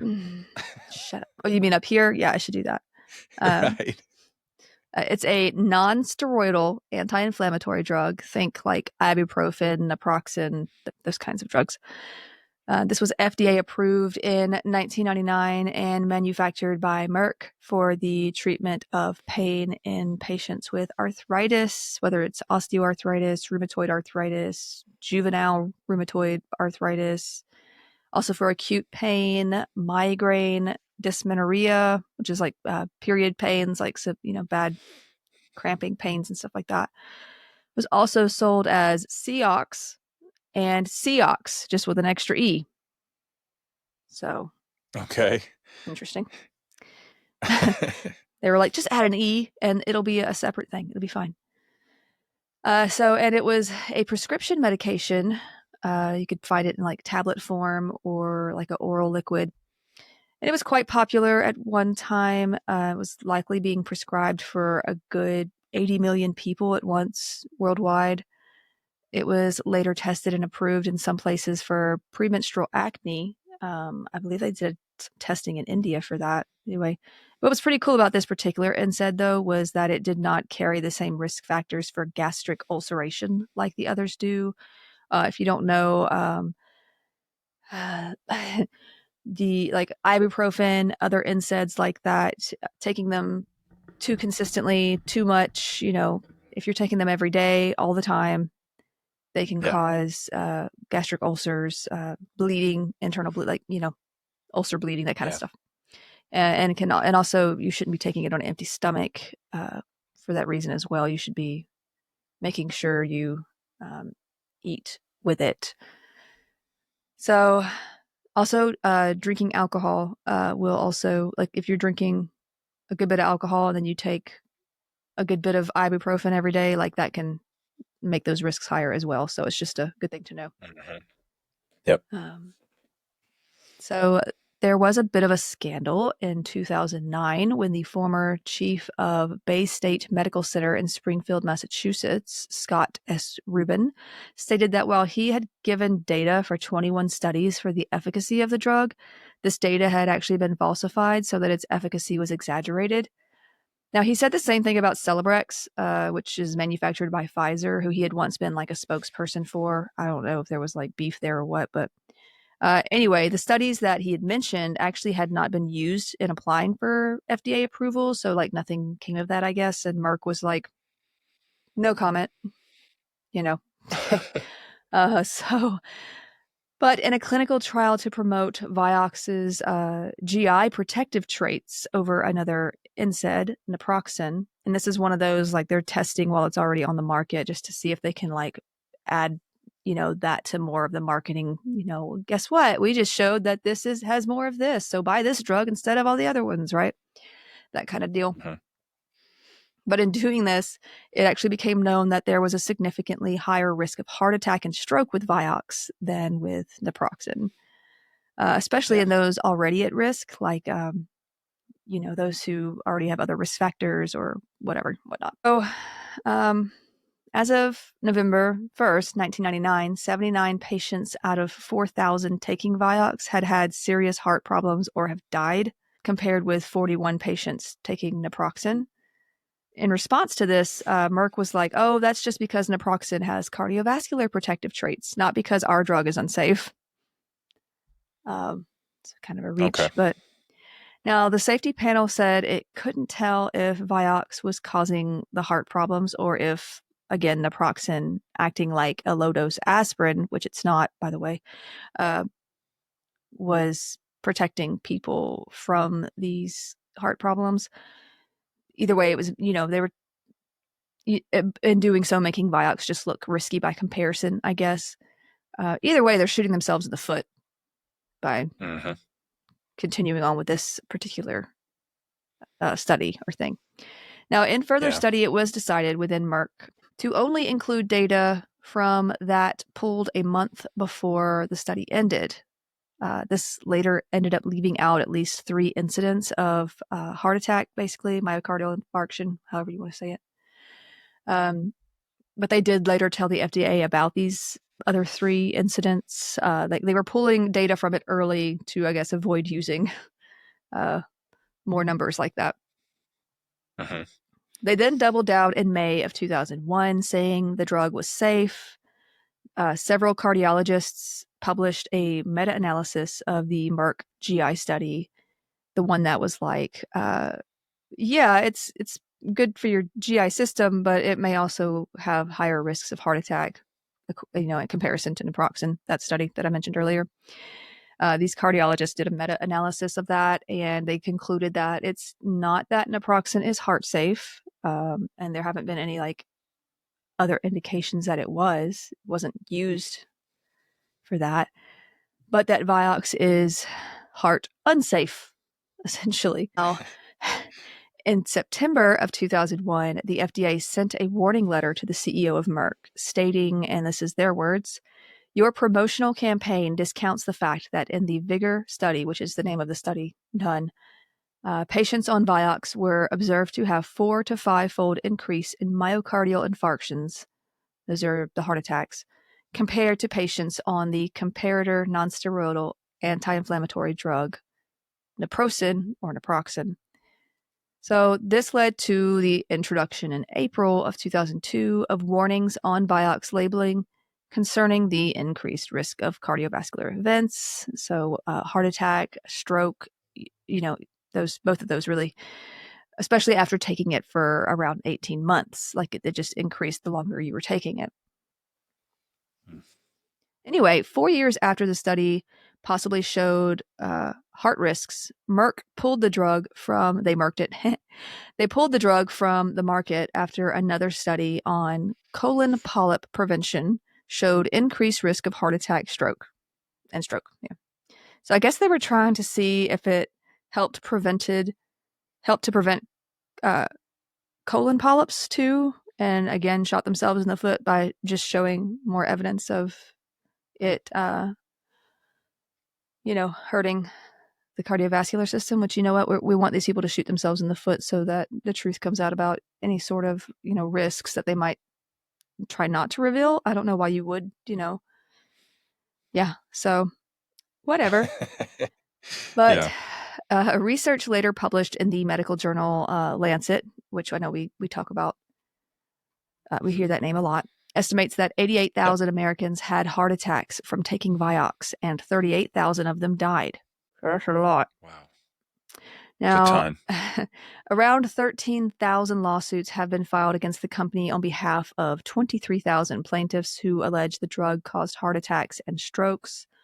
Now, Merck was really holding on to the point that there were risks only if the drug was taken longer than 18 months. They were like, but, because many of these plaintiffs took it for less time than that. But that's not a number that's not an absolute number, first of all.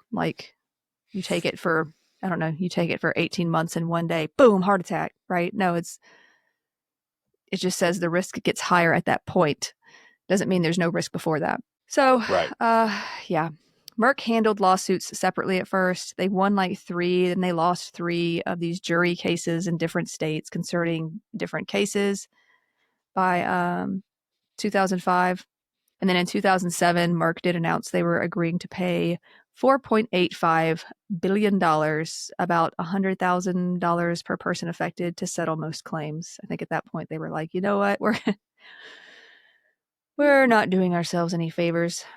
So yeah, at that point their lawyers are wising up and saying it's actually going to cost us less if we just pay out $100,000 to every plaintiff. Well, also, I think at first they were hoping if they had lost or if they had won some of these lawsuits, maybe some of the other people would drop them, thinking that they would also lose or whatever. I don't know. It was shady either way, but okay. Another anti-inflammatory drug, Bextra, was also pulled after high risks for cardiovascular events such as heart attack, stroke. Bextra, valdecoxib. Did I say that one right? Who knows? Valdecoxib is just not there anymore anyway, so who cares? Was How's it approved spelled? Is it by. BEC? No, it's Is it BEC? How's it spelled? Bextra. Oh, gotcha. Extra with a B. Valdecoxib. Yes, I think you got it. Valdecoxib. That one doesn't matter because it's not there anymore anyway. Right. But it was it was approved by the FDA in 2001. It was only on the market until 2005, and it also held other risks worth noting. It has been linked to a serious skin condition known as Stevens-Jones syndrome, or toxic epidermal necrolysis. There were about like 49 reported cases per million.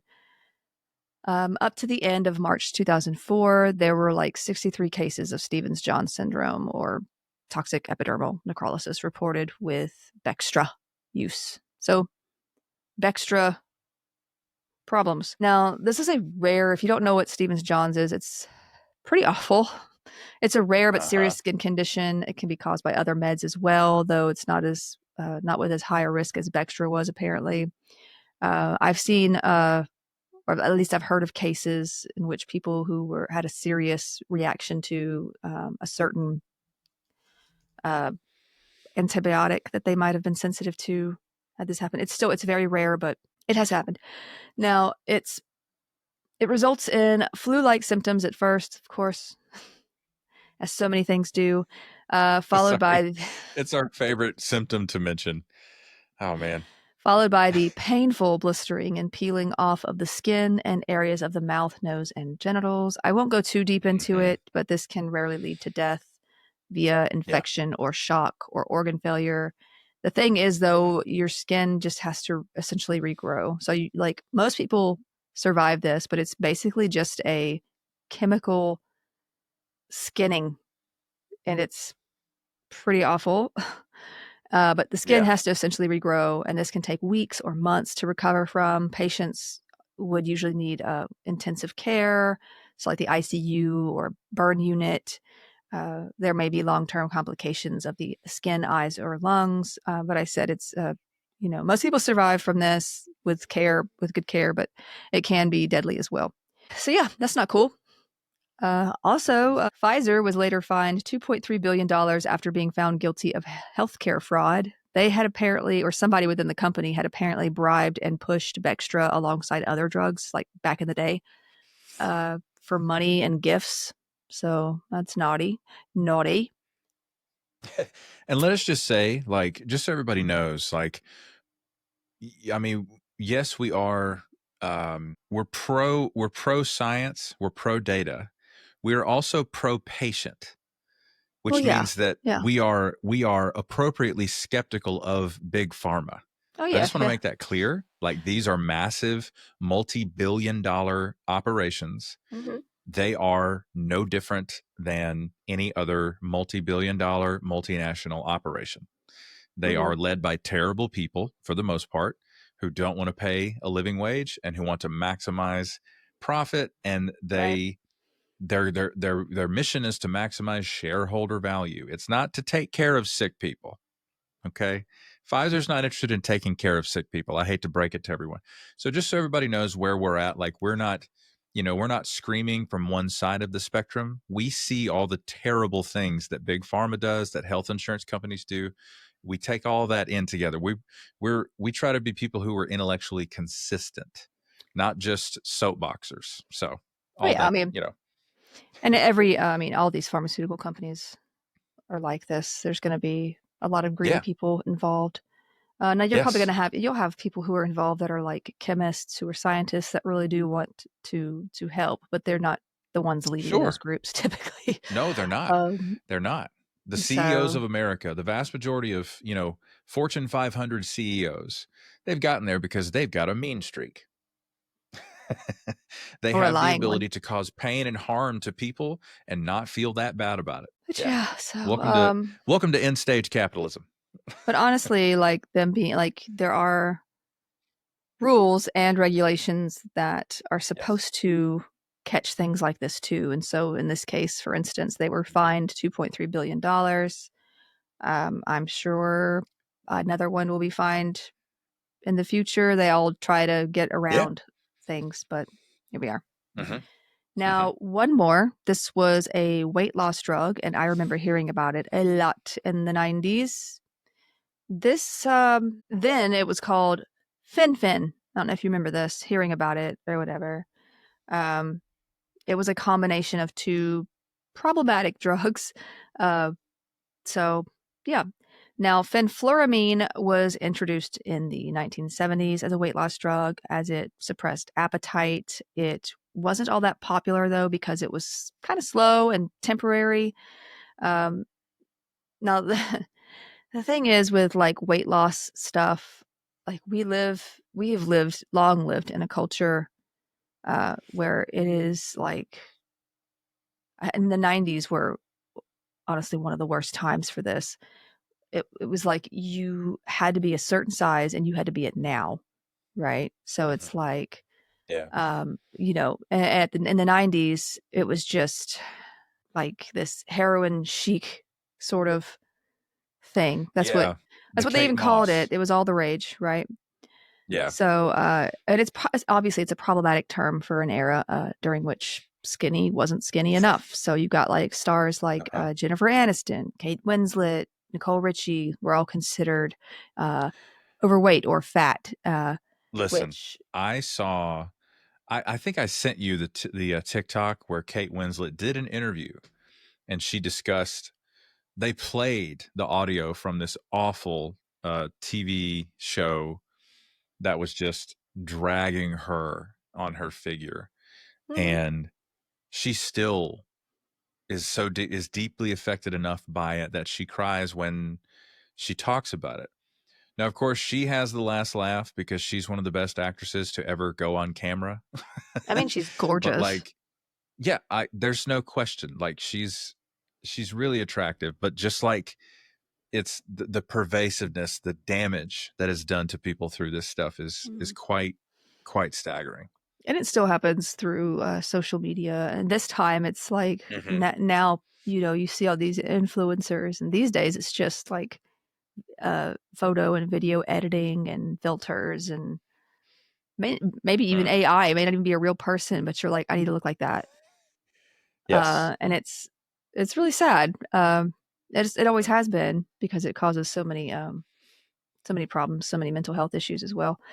But yeah, body shaming was just abundant. It still is. It was all so stupid, so harmful, and it's like I said, it's still happening just in different ways. Hmm. And I think I remember seeing in a magazine somewhere they were like, heroin chic is on its way back in, and I was like, no, ew, no, we were done with that. Like we didn't want that back then. Okay, I I just like, I just can't believe that having the word heroin mhm. in the description was not a massive red flag from the jump. And it wasn't just about being skinny that came from. There was this whole grunge, like dark circles. Like you literally would look like you were on drugs, and that was what was in at the time. That's so Because terrible. I don't know if you remember Uh, like the grunge looks of the 90s, like even the models, like and stuff, they were just like they looked like yeah. they were on a bender, right? Like they Hmm. just, and that was apparently attractive. And it's like, why do you, okay. So it promoted things that it just shouldn't have been promoted in many areas. So we don't want that back. Thanks. Hmm. Now, now also like the ones that would be shaming people too, like Kate Winslet, or like these men who had no business talking about anybody, right? Like, Oh Lord. I mean, just sir, I don't know. I'm just not gonna go into it. I'm not gonna be that person. So, but yeah, I remember walking into convenience stores for candy as a kid, seeing all these weight loss supplements just up there. You see the candy, and then up top you'd see all the weight loss supplements that the adults would look at. Or I say adults, but it's probably the teenagers too. They would be Yeah. in bright colors. There were like caffeine pills up there, and it was all like designed to hype you up and suppress your appetite. And I remember seeing them, like they'd have like the names, and it'd be like exclamation mark, like you know, if you buy me, take me, you're going to lose weight. You're going to feel great. It's going to be awesome. Probably going to have a heart attack too. Yes. Um, anyway, so Also, your yeah, cardiac valves might get stuck open. I don't know. yeah. And a lot of these are over the counter. They weren't regulated. There was no Ugh. you couldn't, but a lot of people saw them on sale and well, they must be fine if they're allowed to sell them. Mm-hmm. Okay. So now phentermine is another appetite suppressant that also releases norepinephrine. So you've got the one drug, fenfluramine, which is a kind of serotonin releaser, or yeah, that kind of thing. So, and then Which, by the way, phentermine. you could either take fen, or, as we just learned, you can just eat Mexican food because it releases the highest amount of serotonin in your body. I love some Mexican food. Oh my God, I love Mexican food. There's got to be a connection there, sweetheart. I mean, an autistic ADHD Love it. person that absolutely loves Mexican food. How often do you get a shot of serotonin? Let's be honest. Not much. I would say like the difference here though is this is supposed to like help you lose weight by making you not eat and just pushing and pushing and pushing you to just do more and burn out really. Yeah. Yes. And I have to mention, like, I know the GLP-1 inhibitors are all the rage, but I'm just nervous that 5 years from now, the FDA is going to petition to have it removed from the market, because just any drugs that trick your brain into thinking that your body has eaten or is sated, it just makes me nervous. It really does. I'm not even sure what, hang on. I haven't looked into a lot of the GLP stuff just because it kind of came on the scene really quickly. I know they've been Came on the scene really fast. Well, they've been on the scene for people like type 2 diabetes. They were already out there for that. Yes. But yeah, let's see. Basically, they stimulate the pancreas. They trigger the pancreas to release insulin in response to food, helps control blood sugar levels. They also suppress the release of glucagon, which is another hormone that can affect blood sugar levels. Slowing of digestion. Yeah. This can slow down how quickly food is digested, which can reduce appetite. So it makes you full longer, apparently. Yeah. And then they also reduce hunger in the brain as well. So using, I'm sure, neurotransmitter type stuff. But yeah, so these have been out, but not for, for weight loss, but usually alongside type 2 diabetes. The thing that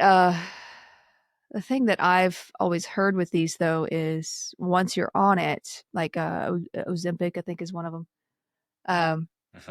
The thing with these is like it may help you while you're on it, but I've also heard of some not so great side effects, GI issues, also like losing weight very quickly, so that it's like a lot of change with the skin and things like that.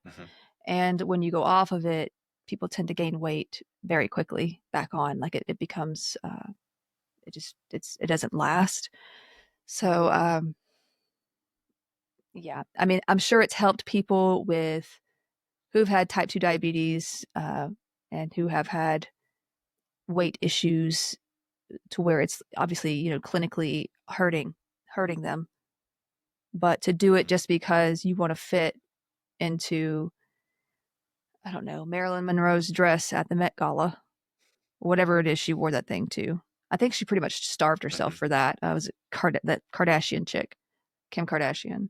But I'm pretty sure she's also used Ozempic. A lot of stars have. So, but there's a give and take with any medication.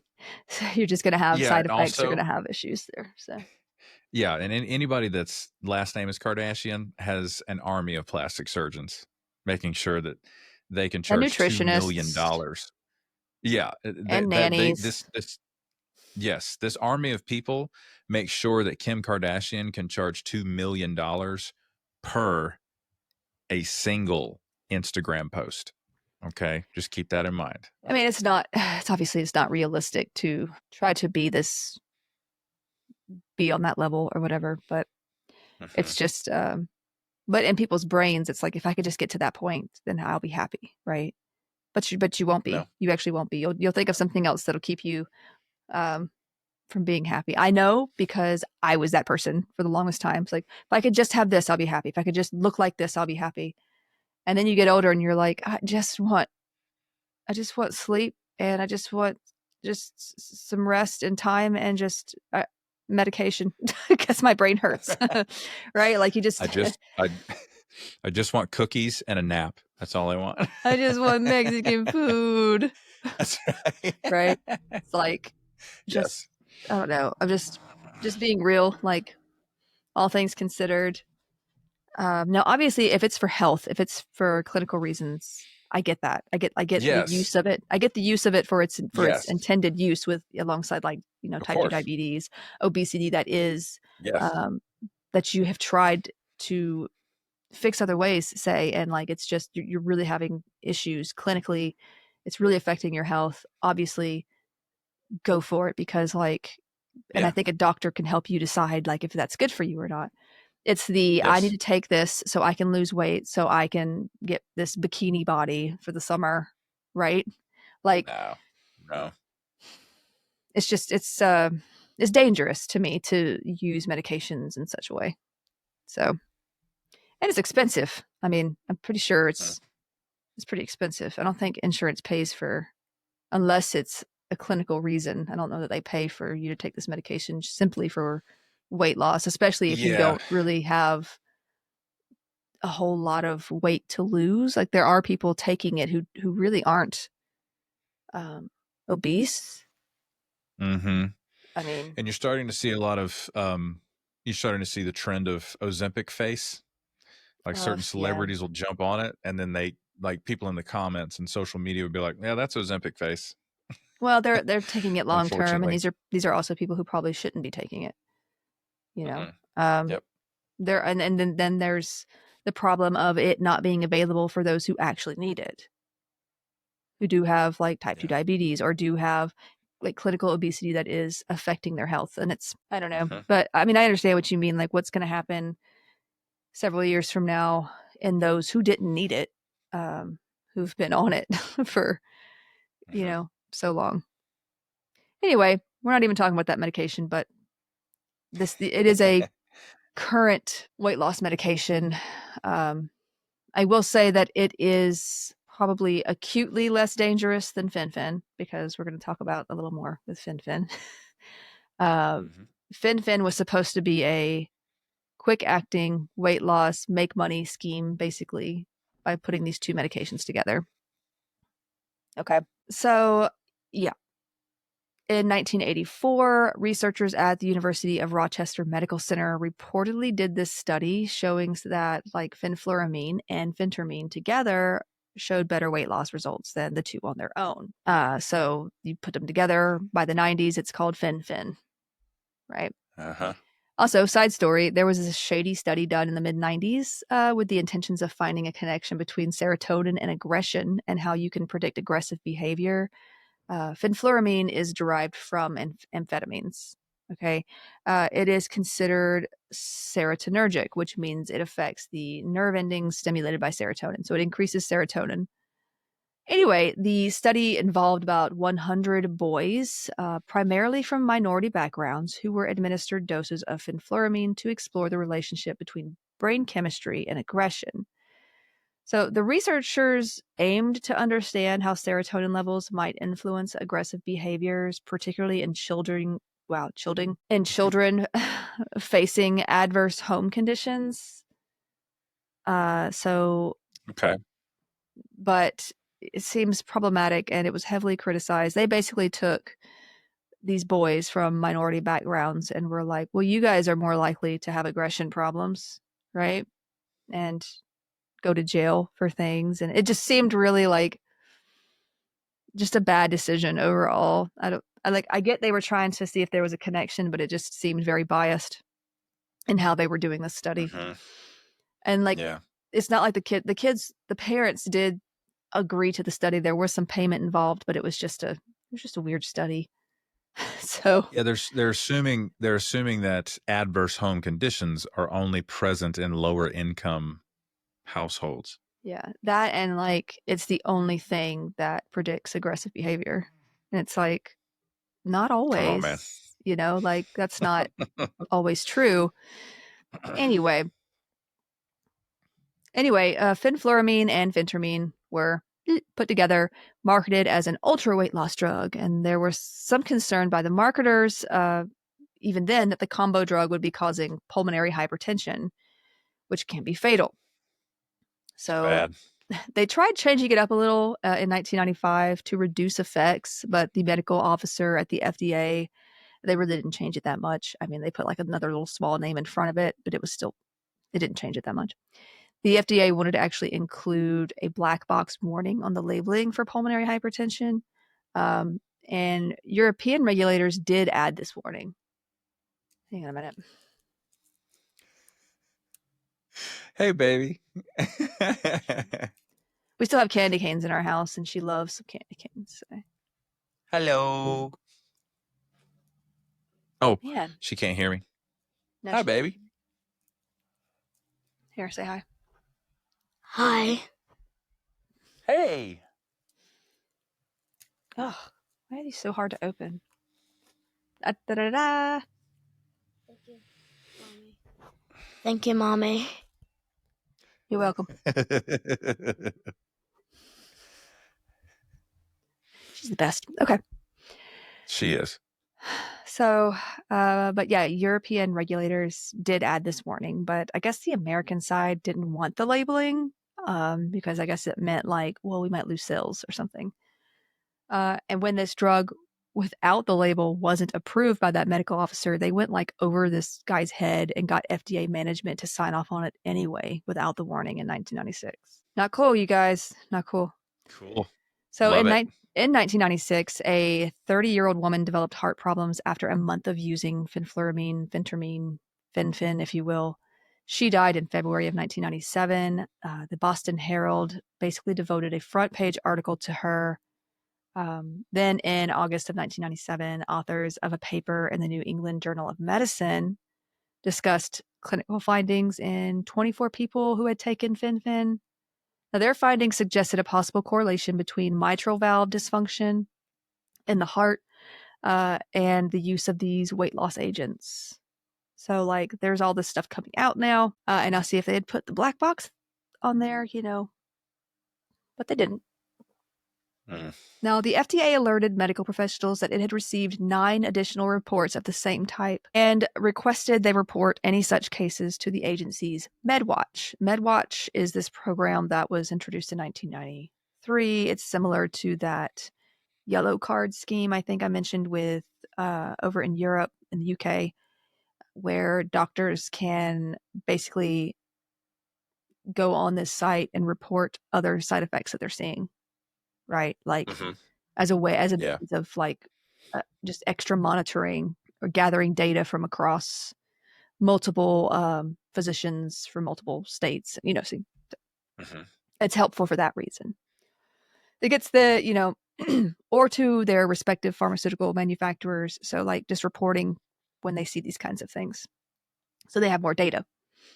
Now, the FDA subsequently received over 100 additional reports of valvular heart disease in people taking fen-phen, fenfluramine alone, or dexfenfluramine alone. Dexfenfluramine is when they try to switch it up a little bit, try to make it less problematic, but it didn't really do anything. They just added I bet it's a in front of it.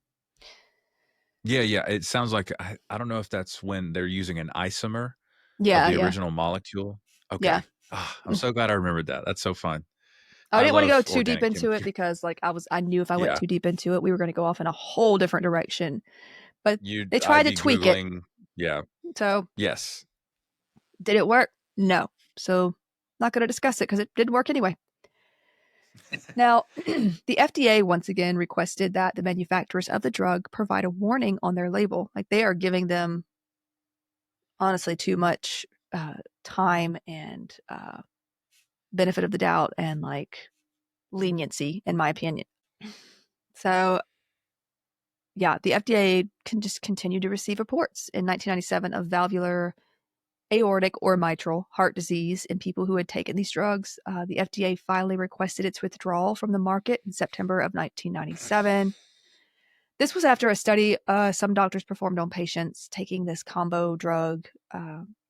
They were using echocardiograms to see what was going on while they were taking it. And the findings indicated that approximately 30% of people who had taken the combination for up to 24 months had abnormal echocardiograms, even though they had no symptoms. So whether or not they were having symptoms, they were still having abnormal echocardiograms. Red flag, baby.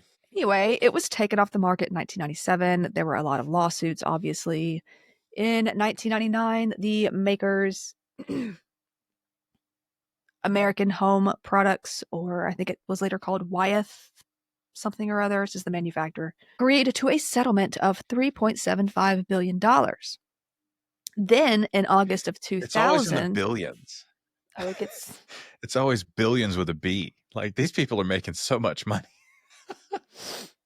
Yeah, but then in August of 2000, the court approved a settlement with American Home Products for $4.75 billion to cover both medical monitoring and compensation for patients who suffered damages. So, like, they basically, the courts were like, you need to pay more than that, considering the amount of people it was affecting. The class, this whole group of plaintiffs would grow to nearly 600,000, and the Fin settlement is now valued at $7.65 billion. One of the highest, yeah.